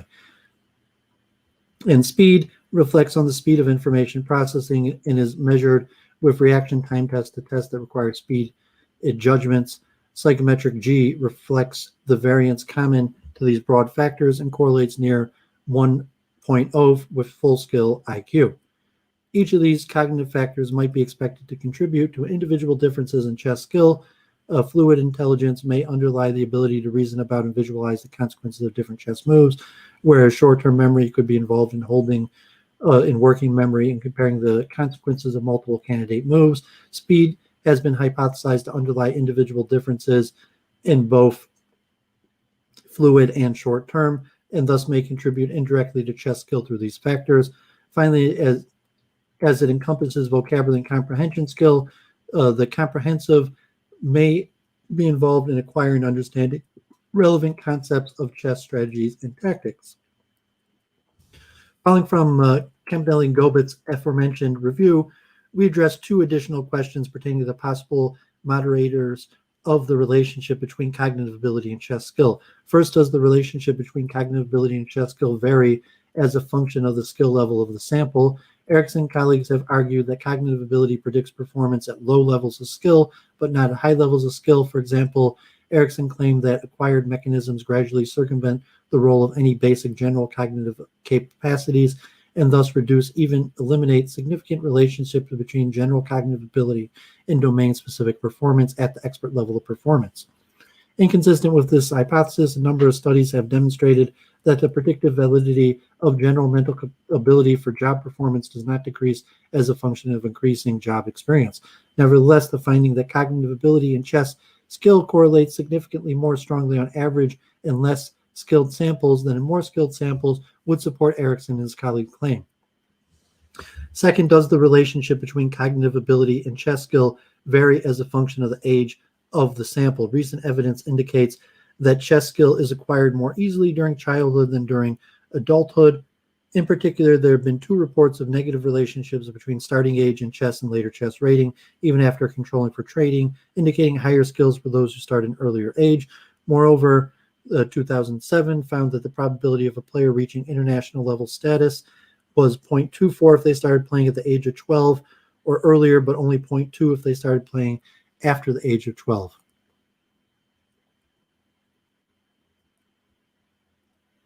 Here we use meta-analysis to investigate whether the relationship between cognitive ability and chess skill also varies with age. Finally, we address the question raised by Grabner: does the relationship between cognitive ability and chess skill vary as a function of the content of the cognitive ability measure, namely visual, spatial, numerical, or verbal? A number of researchers have investigated the possibility that visual spatial abilities relate to chess skill based on the idea that visual spatial skills are involved in perceiving, generating, and evaluating candidate moves. Surveying the evidence, Grabner reported relationship between visual spatial abilities and chess skills in children, but not in adults. There's also evidence that numerical abilities relates to chess skill, perhaps because chess and mathematics both involve the evaluation of a problem space followed by the sequencing of operations to reach a desired end state, and also some evidence for a correlation between verbal ability and chess skill. We will assess relations of chess skill to visual, spatial, numerical, and verbal abilities using additional meta-analytical models and moderated analysis. So they did the meta-analysis criteria for including a study in the meta-analysis. At least one measure of cognitive ability was collected. At least one measure of chess skill was collected. One or more effect size reflecting the relationship between cognitive ability and chess skill were reported, or information needed to compute the effect size was reported or could be obtained from the author's study. So search yielded 2,287 potentially relevant articles. So the meta-analysis used the correlation between cognitive ability and chess skills as the measure of effect size. The majority of the effect sizes were correlations reported by the authors of the studies. For any study in which the authors only reported group level comparison, ranked versus unranked chess players, we converted standardized mean differences to visceral correlations. Next, we classified each effect size in terms of four moderated variables: skill level of sample, ranked or unranked, mean ELO rating, age of sample, and measure of chess skill. Effect sizes that could not be classified by a moderated variable were not included in the particular moderated analysis. The meta-analytical procedure. The meta-analysis involved four steps. First, we obtained correlations between cognitive ability and chess skill, along with sampling error variances. Second, we screened for outliers, which were defined as correlations with residuals had z-scores of 3 or greater. None of the correlations met this criterion. Third, we estimated overall effects of the heterogeneity among the correlations using random effects meta-analysis modeling. For the fluid model, which contained the largest number of effect sizes, we tested whether some of the heterogeneity was predictable from moderated variables using mixed effects meta-analysis modeling. Finally, we performed publication biases analysis. They used comprehensive meta-analysis software package to conduct the meta-analysis and publication bias analysis. Performed the steps to produce 6 meta-analytical models. The models differed on the measures of intelligence, broad cognitive ability. Model 1 included only fluid measures. Model 2, comprehensive measures. Model 3, short-term memory. And Model 4, time. Model 5 included the meta-analytical average correlation for models 1 to 4 for an estimate of psychometric G, and Model 6 included only full-scale IQ. So there's the little flow diagram. Search features, searching electric databases, Google Scholar, using combinations of the following search term: chess intelligence, memory, planning, cognitive ability, ELO, DWG, FIDE, performing citation searches for key publications of chess skill, scanning reference list and publications of chess skill, scanning tables of contents in relevant journals, sending email requests to authors of articles on chess skill requesting unpublished data.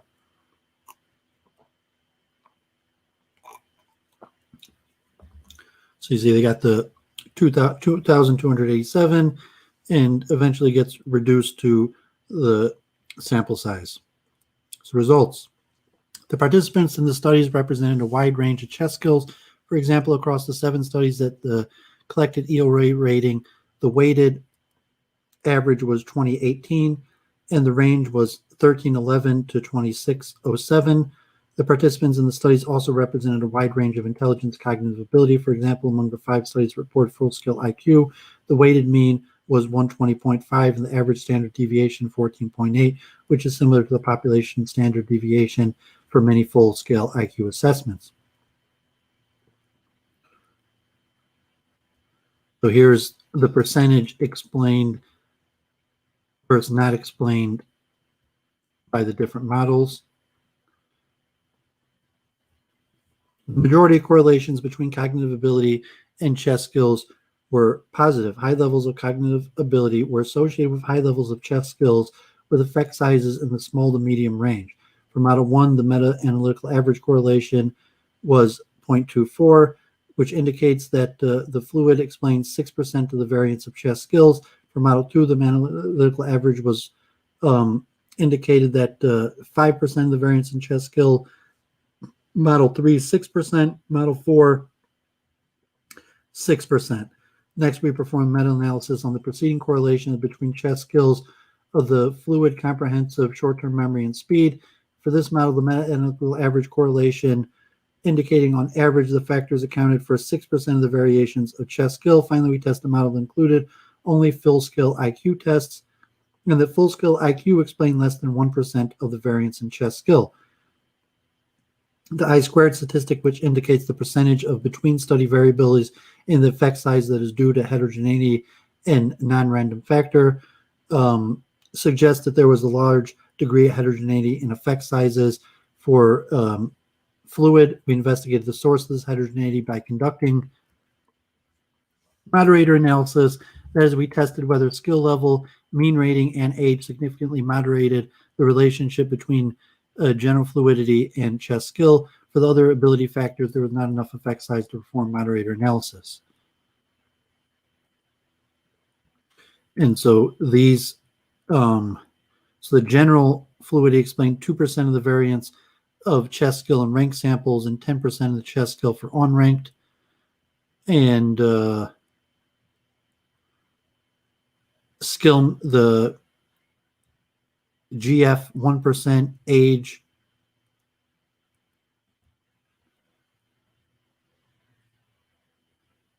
1%.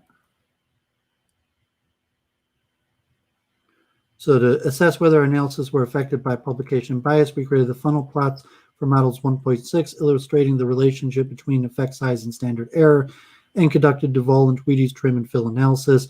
The trim and fill analysis estimates the number of missing studies from the meta-analysis due to the suppression of most extreme results from one side of the funnel plot. The method then imputes the effect sizes for the missing studies based on the observed data's asymmetry to create a more symmetric funnel plot. The adjusted meta-analytical mean effects size are also reported. This adjusted mean effect size is not necessarily a more valid estimate of the overall effect, but provides information about the sensitivity of the model to publication bias due to the suppression. In the present case, these analyses indicate that studies yielding a larger than average effect size were missing from the GF model. By contrast, the analysis suggests that studies yielding weaker than average effect size were missing from the short-term memory and speed and full-skill IQ models. Given this asymmetry fell on both sides of the means across the model, there's little evidence to suggest a systematic suppression of particular effect size magnitudes.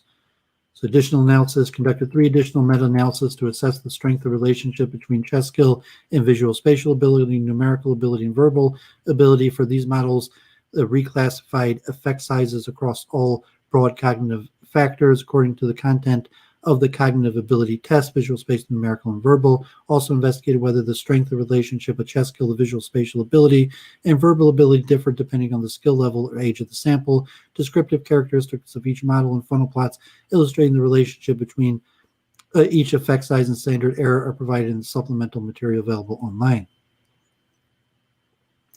And you see here explaining that 2% of the variance.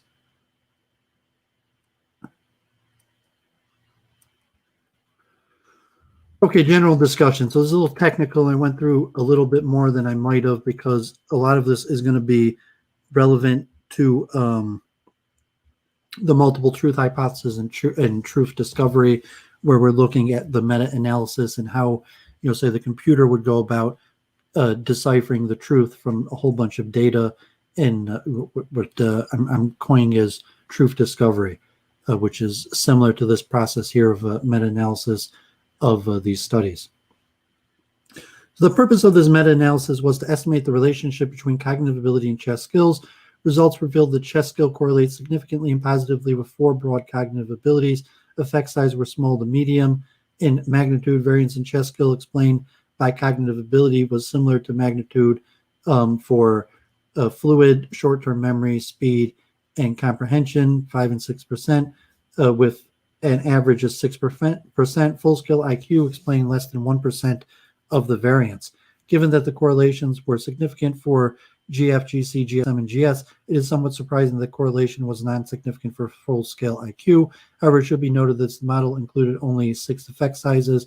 Moreover, this result was largely driven by one correlation, the elite subsample from the 2007 study. Excluding this effect size, the meta-analytical average correlation for full-scale IQ increases from 0.1 to 0.24.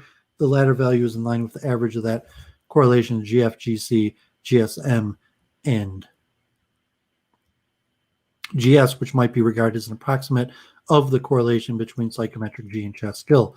Moderator analysis revealed that the strength of the relationship between GF and chess skill differed significantly depending on both the skill level and age of the sample. That is, the correlation was stronger in unranked samples than ranked samples and stronger in youth samples than adult samples. These findings provide some support for the hypothesis that the relationship between cognitive ability and chess skill is moderated by these factors.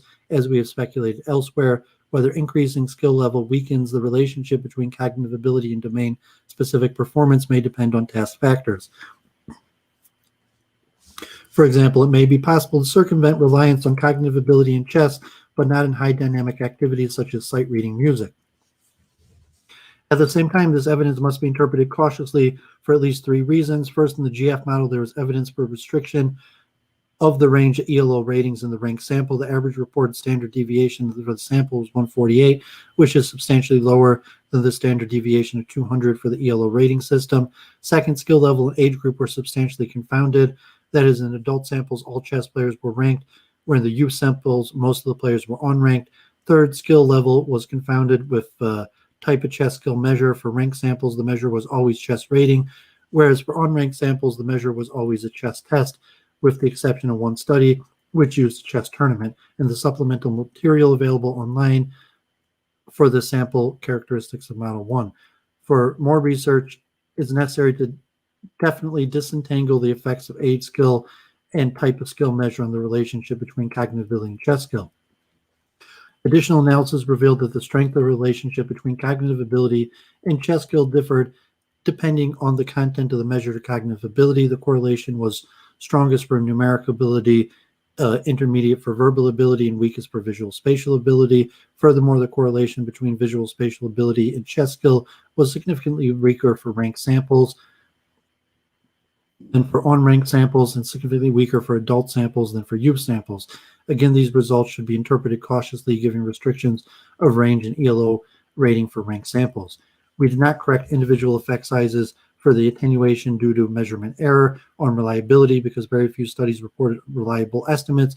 Because almost no measure is perfectly reliable, it must therefore be assumed that the meta-analytical correlation reported here underestimated the true relationship between intelligence and chess skill. However, both measures of chess skill and intelligence are typically found to have quite high reliability, and thus the degree attenuation is likely to be small. For example, if both chess rating and full skill IQ are assumed to have a reliability of 0.9, then the correlation between full skill IQ and chess skill would be 0.11 after correcting for unreliability, per the standard formula for correcting for a correlation for unreliability.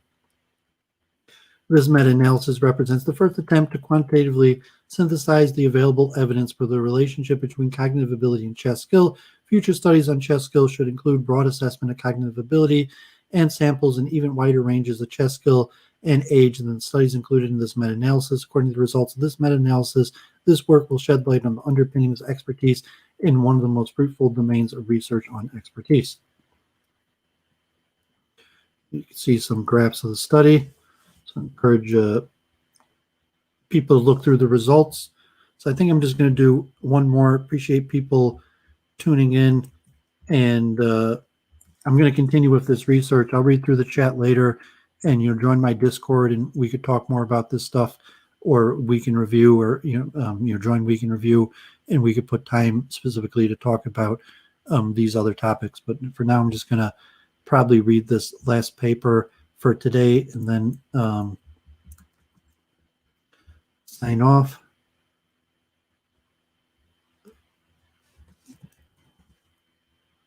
So sorry, one. Check my email. See, maybe I'm going on. See if Luke invites me. I'll probably go on Luke. So I'll finish this one last paper. Okay, so biochemistry and psychology of chess and classical physical exercise, concurring or conflicting evidence. So we talked about other things related to intelligence. Now we're going to be talking more about biochemistry. Chess is a competitive sport in the classical meaning of the word. This from 2015 in the journal Sports Medicine and Doping Studies. University Gießen in Germany, Gulf. Chess is a competitive sport in the classical meaning of the word. One of the most important factors for chess and sports competence is the accumulated time of training. In order to obtain a high level of competence, chess players and athletes alike must spend up to 10 years of specific training.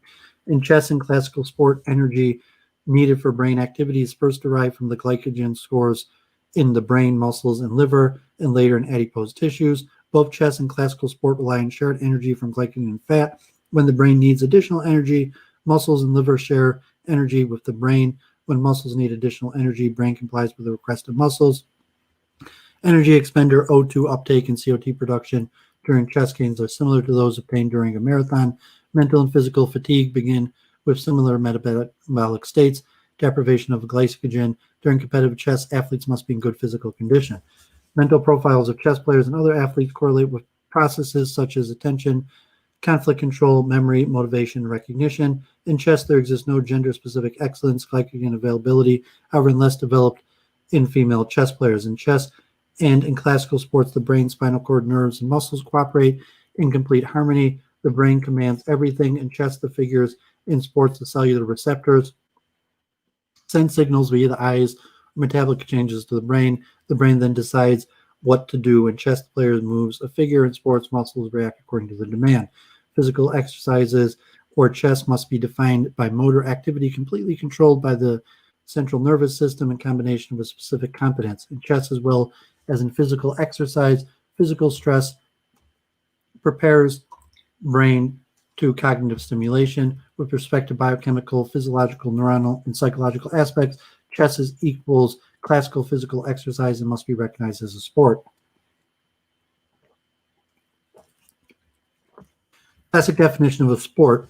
The DOSB, National Sports Organization of Germany, expresses in its preamble, the exercise of a sport must have to its own end a specific motor activity depending on the kind of sport. This specific motor activity does not exist, especially for mental games. Despite this exclusion of chess as a sport, the German Chess Federation has been accepted for more than 50 years as a member of the German Sports Federation, and therefore is also by the DOSB. The membership of the DOSB entitles the DSB to receive financial support, the German Treasury. Okay, so try to speed through this a little bit. How much physical exercise is physical and how much is mental? Involved in every aspect of sports performance and is used to its fullest extent for maximum physical adaptation and performance. The innate skeletal muscle contractions, voluntary actions, potentials arise in the motor cortex of the brain and are propagated down the spinal cord along upper motor neurons that synapse on the lower motor neurons. Axons of lower neurons leave the central nervous system and provide motor signals to a particular group of skeletal muscles, fibers via neuromuscular junctions. Lower motor neurons and particular muscle fibers, they innervate are called motor units. The total numbers of fiber in man was never solidly estimated on the basis of estimation of the muscle fiber numbers. An extrapolation anthropomorphic data results in a circa of 18 times 10 to the 6 muscle fibers in man. In addition to inducing contraction, central nervous system monitors the performance of muscles. Sensory receptors located in the muscles, tendons, and joints in conjunction with afferent neurons, barosensors, chemosensors, metabosensors, thermal sensors, respiratory sensors send feedback information in the form of action potentials to the central nervous system concerning muscle length, limb position, rate of movement, and contraction tension. This permits stimulation of maximally 18 times 10 to the 6 muscle fibers to be continuously and appropriately modified so as the actual performance matches the intended performance. An interruption of this afferent sensory pathway, for example, by spinal cord injury, will result in complete loss of kinesthetic sense. Psychology of physical expertise. Lately, a growing interest in cognitive sport psychology and systemic systematic study of mental processes in sport performance has been observed. Mental processes of cognition, usually expected in chess players, have been studied in all sports specialties. The mental processes, including intelligence, expertise, perception, memory, anticipation, attention, mental imaging, judgment, and decision making. The most important factor for acquiring athletic skill in any sport discipline is the accumulated duration of special training. Athletic skill. Athletic skill is present when players have a learned ability to select and perform the correct technique as determined by demands of the situation. Decision-making is the fundamental element of skill. When compared with the less skilled competitors, adult athletic experts are better at anticipating opponents' intentions based on the partial information or advanced cues and can be more consistently picked up minimal essential information needed for successful anticipation. Experts typically exhibit more effective visual search strategies and are faster and more accurately at recognizing and recalling typical patterns or play from memory. Decision making. Decision making depends on step-by-step pattern from perception, evaluation, and selection to execution. Knowledge bases and cognitive strategies underlying effective performance develop gradually as a result of extensive task-specific practice. Only experienced athletes are able to discriminate task-relevant from task-irrelevant information and encode greater number of alternative strategies faster. Experts dismiss many events as being highly improbable and attach a hierarchy of probabilities to remaining possibilities. They pick up task-relevant information to predict the best options available to the athlete. Anticipation and prediction. When compared with their less skilled counterparts, adult experts are better at anticipating opponents' intention based on partial information or advanced cues and can more consistently pick up the minimal essential information needed for successful anticipation. Experts typically exhibit more effective visual search strategies and are faster and more accurate at recognizing and recalling typical patterns or play from memory. Memory. The ability to recall athletes' positions from memory in offense and defense and team play is dependent on memory. The ability of elite players to recall both structured and unstructured patterns of play increases with age. Experienced adults demonstrate less error in recalling key player positions from typical patterns of play when compared to inexperienced players. Mental imagery. Action, execution, imagery, and observation are functionally equivalent for the brain. They are based on the same action-specific and effector-specific motor representations. Imagining the performance of skill with no related overt actions is the most prevalent form of mental rehearsals used in athletics. World-class athletes and coaches use imagery thoroughly. Imagery improves athletic performance when used alone and in conjunction with other cognitive techniques to improve learning and acquisition of motor and patterns of movement. Mental imagery also enhances the transfer of an acquired skill from practice to performance. It is the most effective when combined with physical practice. So, conclusion. Expert performance and differences between experts and non-experts in physical sport depends on expertise. The skilled performer's superiority over the less skilled and novices is based on cognitive skills essential for effective anticipation and decision-making processes. These skills include memory, anticipation, prediction, advanced visual cue utilization, pattern recall and recognition, visual search behavior, and knowledge of situational probabilities, which together are referred to as game intelligence. Significance of motor and mental activity for the definition of sport. All competitive athletes, whether in football, darts, or chess, must meet two requirements to compete successfully. First, they need a specific long-term mental expertise. Secondly, competitors need muscles for the physical part of the exercise. When the corresponding mental expertise is available, the specific muscle fibers are activated according to the commands of the brain. The muscle in itself is a dumb organ. It cannot work on its own. It cannot interpret metabolic signals coming from its receptors or events. It does not know when to accelerate or slow down. A muscle without control by the central nervous system is a muscle as bad off as a spinal cord injury with a complete interruption of signaling from the CNS. Balance of energy resources of man during mental and physical exercise. The three principal energy resources are available to humans for energy-dependent processes, such as physical and mental stress situations, carotene phosphate in the ATP present in cells, glycogen derived from blood glucose present in cells of muscles, liver, and brain, and some other organs, and fatty acids from adipose tissues. The most important energy resource for daily occurring tasks, as well as for mental and physical exercise, is glycogen in the brain, liver, and muscles. In man, glycose from glycogen cell and livers, muscle, and brain is available for glycolysis on demand within seconds. The decrease of glucose in the body of the blood by physical or mental stress leads to hydrolysis of glycogen, delivering additional glucose. When glucose in blood increases by nutrition, insulin enters the brain, liver, and muscles to start glycogen synthesis during routine tasks of the day and in times when humans rely on anaerobic glycolysis for rapidly available fuel during short-term periods of intense mental or physical exertion, or when oxygen is limited. Muscles and brain cells rely on anaerobic glycolysis. Anaerobic glycolysis produces energy 100 times faster than aerobic respiration. When glucose stored in muscles and brain are lowered, energy is gained from glycogen in liver and deoxidation of fatty acid and adipose tissues. When energy is needed for continuous and during physical exercise, even brain glucose is made available for muscles.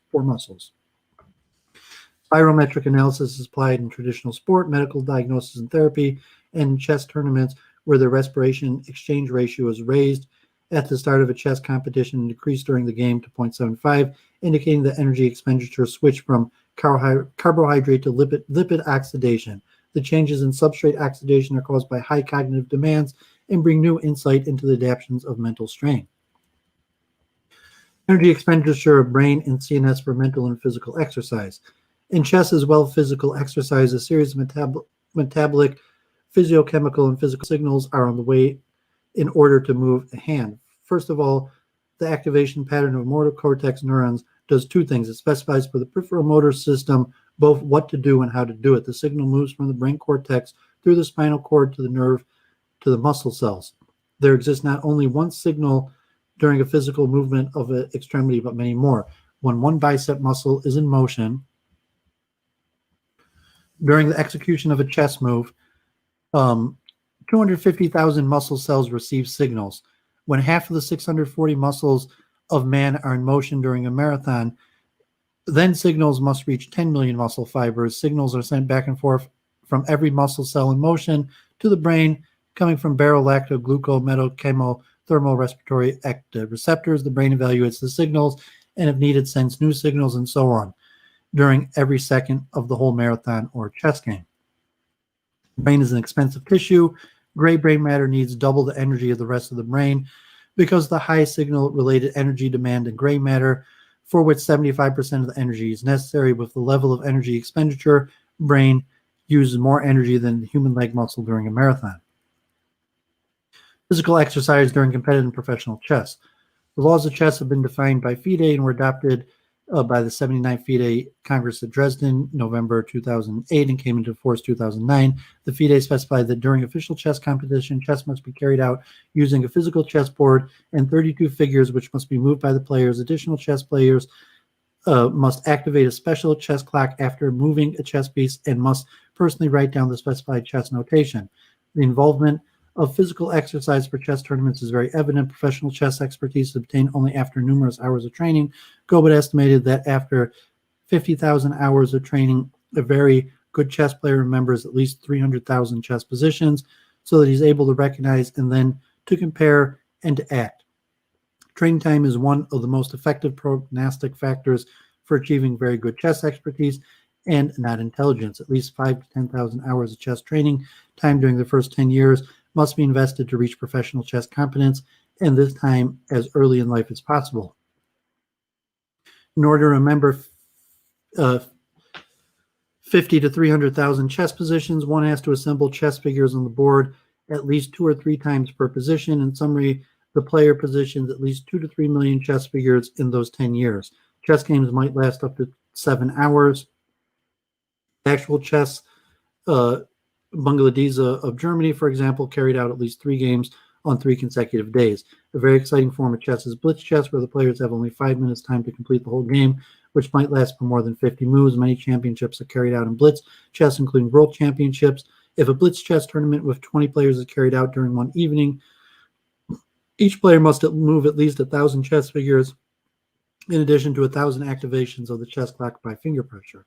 The first study of autonomic excitability and metabolic load of high-class chess players during an 18-day tournament was carried out in 1980.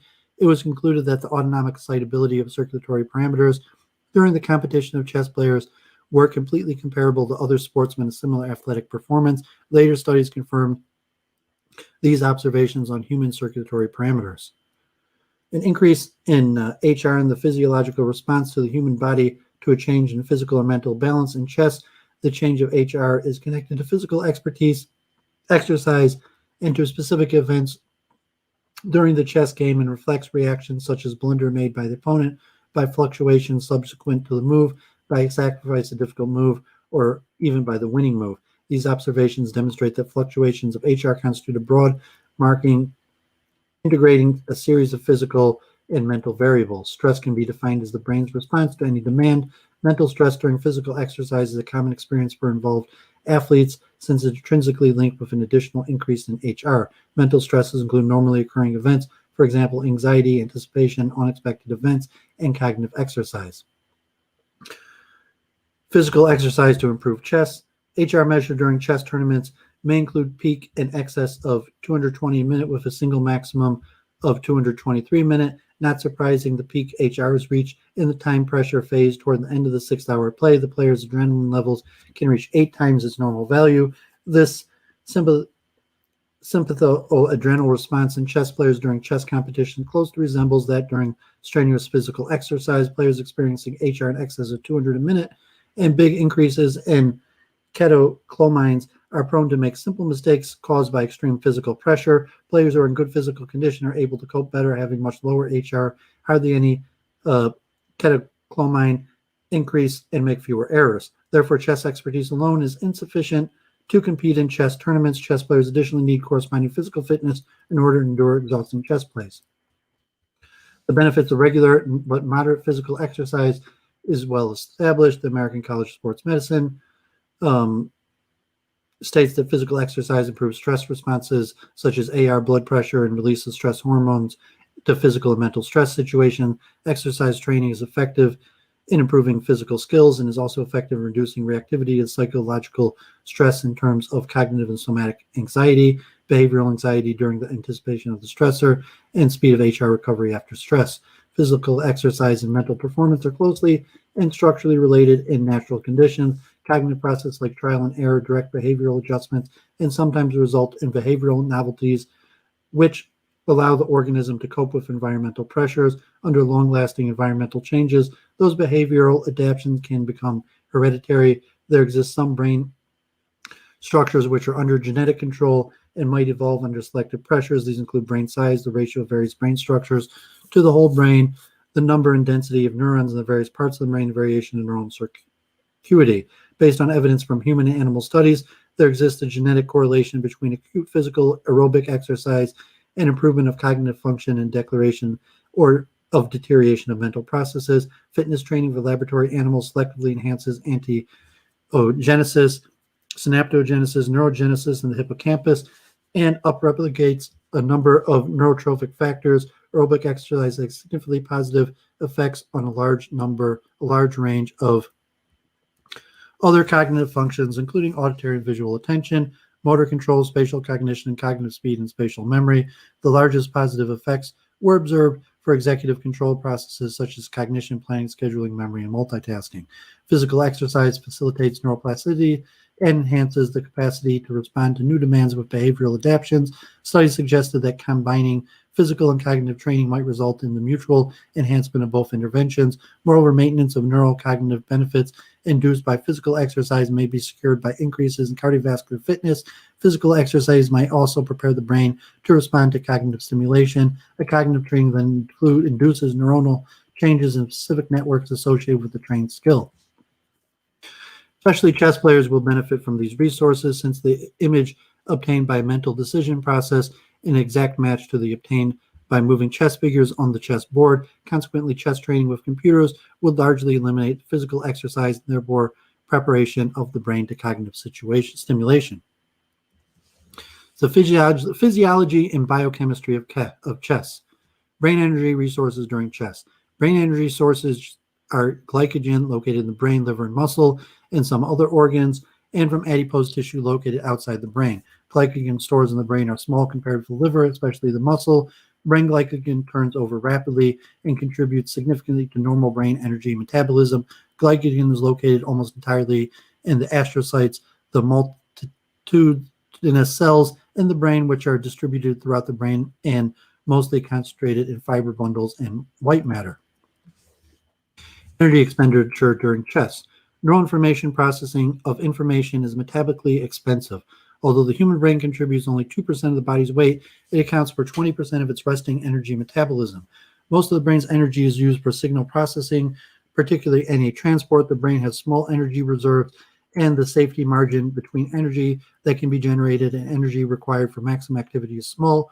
The supply of energy from glycogen limits the activity of neurons. Since anaerobic energy from glycogen is obtained 100 times faster than aerobic energy, the brain is able to function in competitive chess at maximal performance only through anaerobic glycolysis.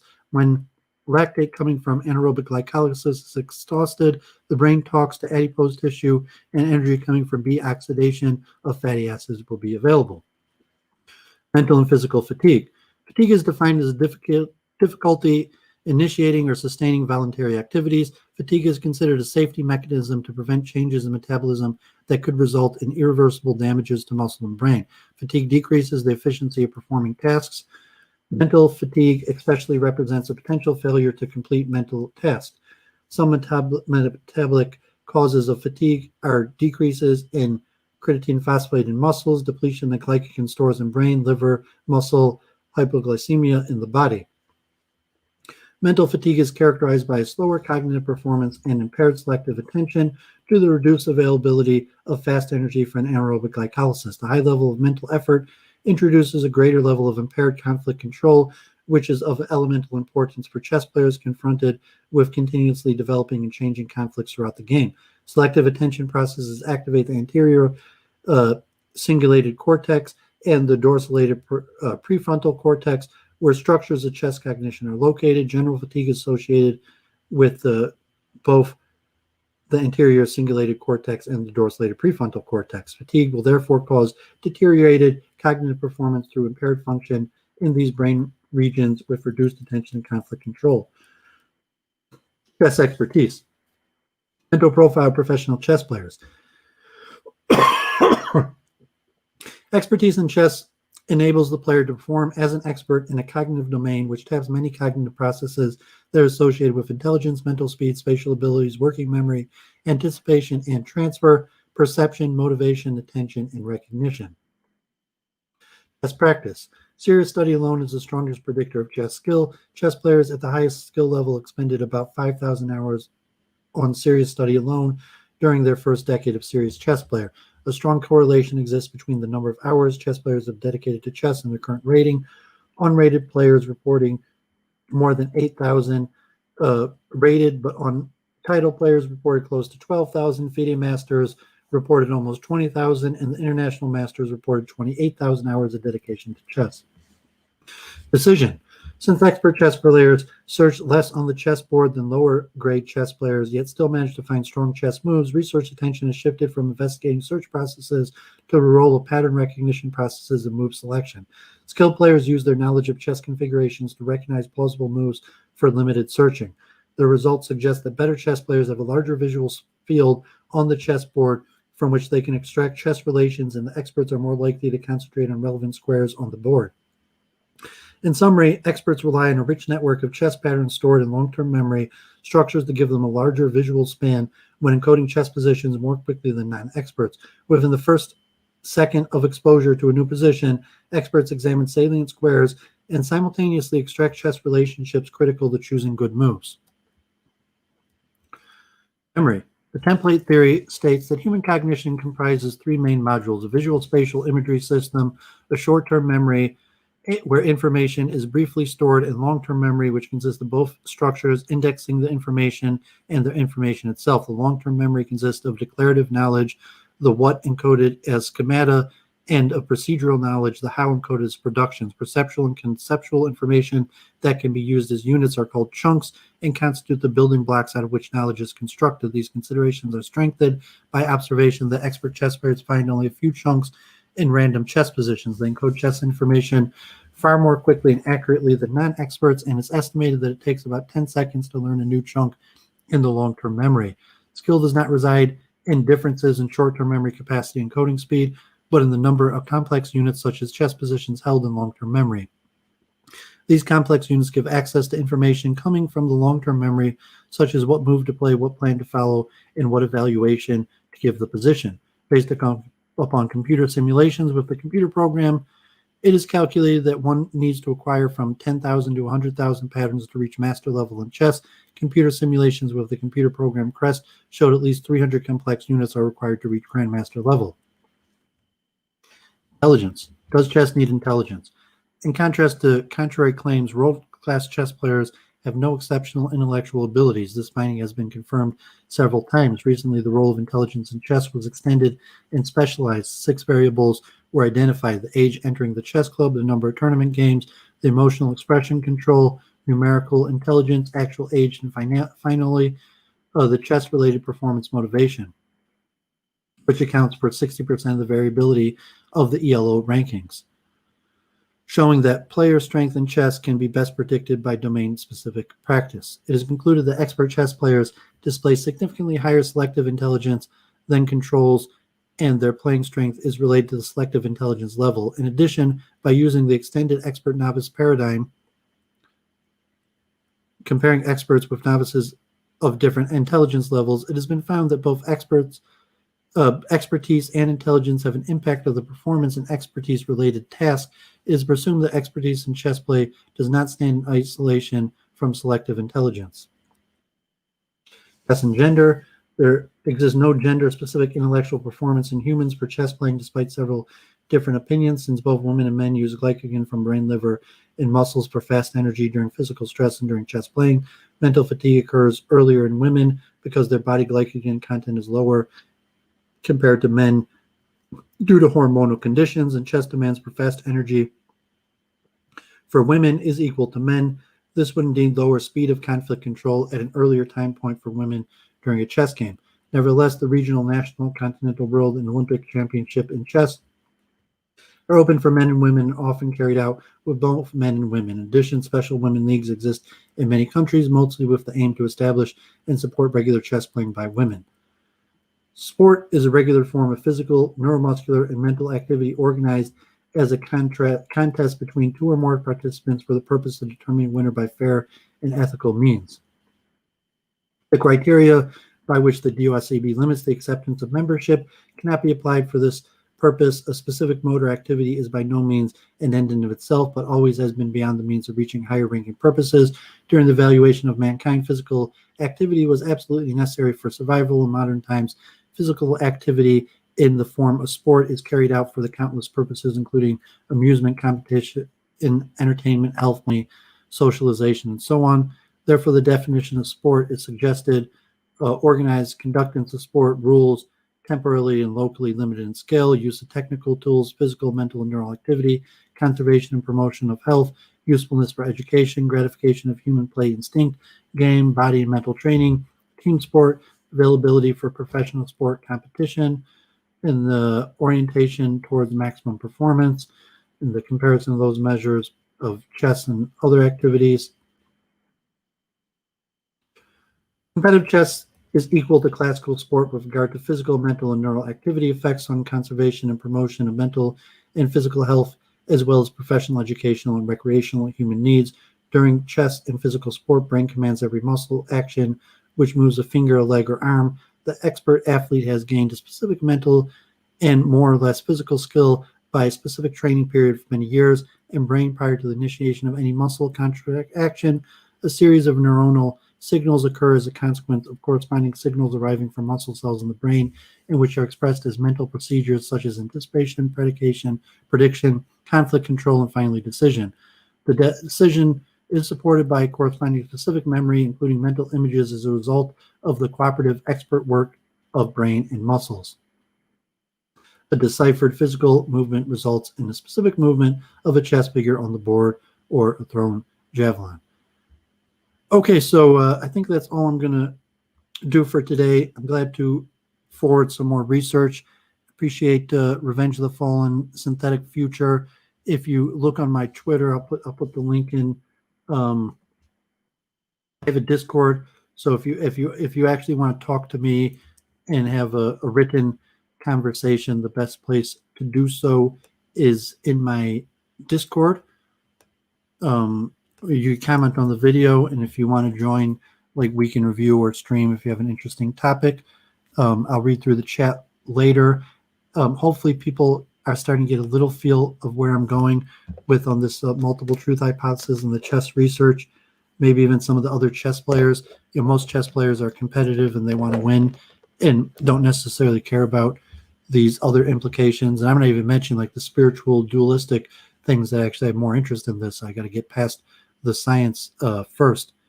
So we're looking at chess is one of the most best understood, studied mechanisms of brain activity where you have levels of expertise, clear level, objective levels of expertise where people perform at different skill levels, like language acquisition, all different sorts of things have been measured. But chess has been studied for quite a while, and for the purpose of the multiple truth hypothesis, and eventually, but me and Jennifer Church of Entropy's model of consciousness will be similar to these chess studies, because I got to get up to date with the most current studies. Chess is my field of expertise. I'm going to try to stream some chess videos specifically just for chess players themselves in training along with the program. Maybe try to recruit some chess players for some sort of testing. I'd like to get back into coaching. I don't know if the Detroit City Chess Club will reopen up or if I'll be able to coach through internet, but produce some videos. If Duvid, the chess coach, people are interested, at least I have video material out there if I can't be active in real life coaching. And with that, I'm going to end the stream. If Luke gives me the invite, I'll probably accept and appear on his show, see what we talk about. And I might try to stream a few different times this week and just get through a lot of these papers, because I want to finish up this research on chess, and just going through these papers, I want to be conversant in the technology and the names of these papers and the ideas, so I could read through and say these quickly. I want to produce videos, training videos on chess. I want to prove myself a little bit. I'm not going to become the best at chess, but a little, prove my theories a little bit by chess expertise and performing well in chess tournaments. And so with that, I guess I'm going to end the stream. So thanks for tuning in, and stay tuned. I might pop on tomorrow night and continue just reading some more of these papers. So I hope people find this educational and beneficial. Chess players should be able to benefit their chess from this, and just thinking about how the brain processes information should be in understanding the skill and what science says about chess performance will hopefully be useful to chess players. Anyone who follows my multiple truth hypothesis or rambling pilpul, and we'll see possibly like a framework for understanding the soft problem consciousness, and then hopefully you get a more dualistic. I think Edward Dutton on his stream today, someone mentioned Yehuda Finkelstein, appreciated $5. Ask Edward Dutton. He should speak to Duvid. I'm familiar with Dutton. I've read, I watch his program. I like his studies on intelligence. That might be a good debate, because I disagree with a large amount of his tenets. So if we want to talk about Judaism in general, obviously, that's my topic. That's what I do. But Dutton specifically, because he has all this research on intelligence and also racial biology, that maybe Duvid would argue against certain forms of racial science that he might propose. So I appreciate Yehuda Finkelstein mentioning that. Anyone who's in contact with Ed Dutton, tell him I'd be happy to talk with him. I'm a fan of his work, and I think it'd make maybe a collaboration, but certainly a good debate. And Luke, probably Charles Moskowitz. So I'm getting more viewers now that I'm just rambling. I mean, checked Luke, what he's doing right now. I have all these Ask the Rabbis too. Also, like I have all this research on Judaism, so I have to organize. Part of why I'm pushing forward this research on chess, one thing, it's a culmination of a lifetime of research. You're saying 35, like Duvid's in the 35 to 45 range, but that second tier of peak mental performance. And I want to produce something. I want to produce a scientific theory. I want to produce an understanding. Like, okay, like I've achieved results in life. Like, I'm an old bachelor. I haven't found the right woman, or I have children. But say I've had successes in life. But I want to produce a theory. I want to understand these things. It really, like the joy of figuring things out. My essential motivation is really just to understand these things for my own interest in wanting to understand these things. But beyond that, there's all different sorts of drives of hubris and achievement and fame and various things. But the essential drive is I really just want to understand these things, and I want to increase my mental output. There's really, like me and Jennifer, we're trying to solve the hard problem of consciousness, which is basically the single most difficult problem that exists. Of all the problems that exist, the hard problem of consciousness is basically like the culmination of all problems. So, going at that, we're going to have to, I just to solve it, you have to develop a whole new language of mathematics. So I'm proposing the multiple truth hypothesis. So tune in for Week in Review, where we talk about this more. I'm going to need Jennifer's help. Maybe she'll let me use her diagrams, and hopefully over the next few months I'll actually get started. I think I'm going to have Henry Doktorsky, the author of Killing for Krishna and 12 Naked Emperors, or 10 Naked Emperors, in his new book of the history of Kirtananda Swami New Vrindavan is coming out, and not in order, but he mailed me the first volume, which is like volume 3 or 5. So I read that. I'm going to have him on again. Besides that, stay tuned. Hopefully I'm going to pop in a few nights this week to just talk more about these chess studies. So with that, God bless everybody. Have a good night. Thanks for tuning in. Shalom.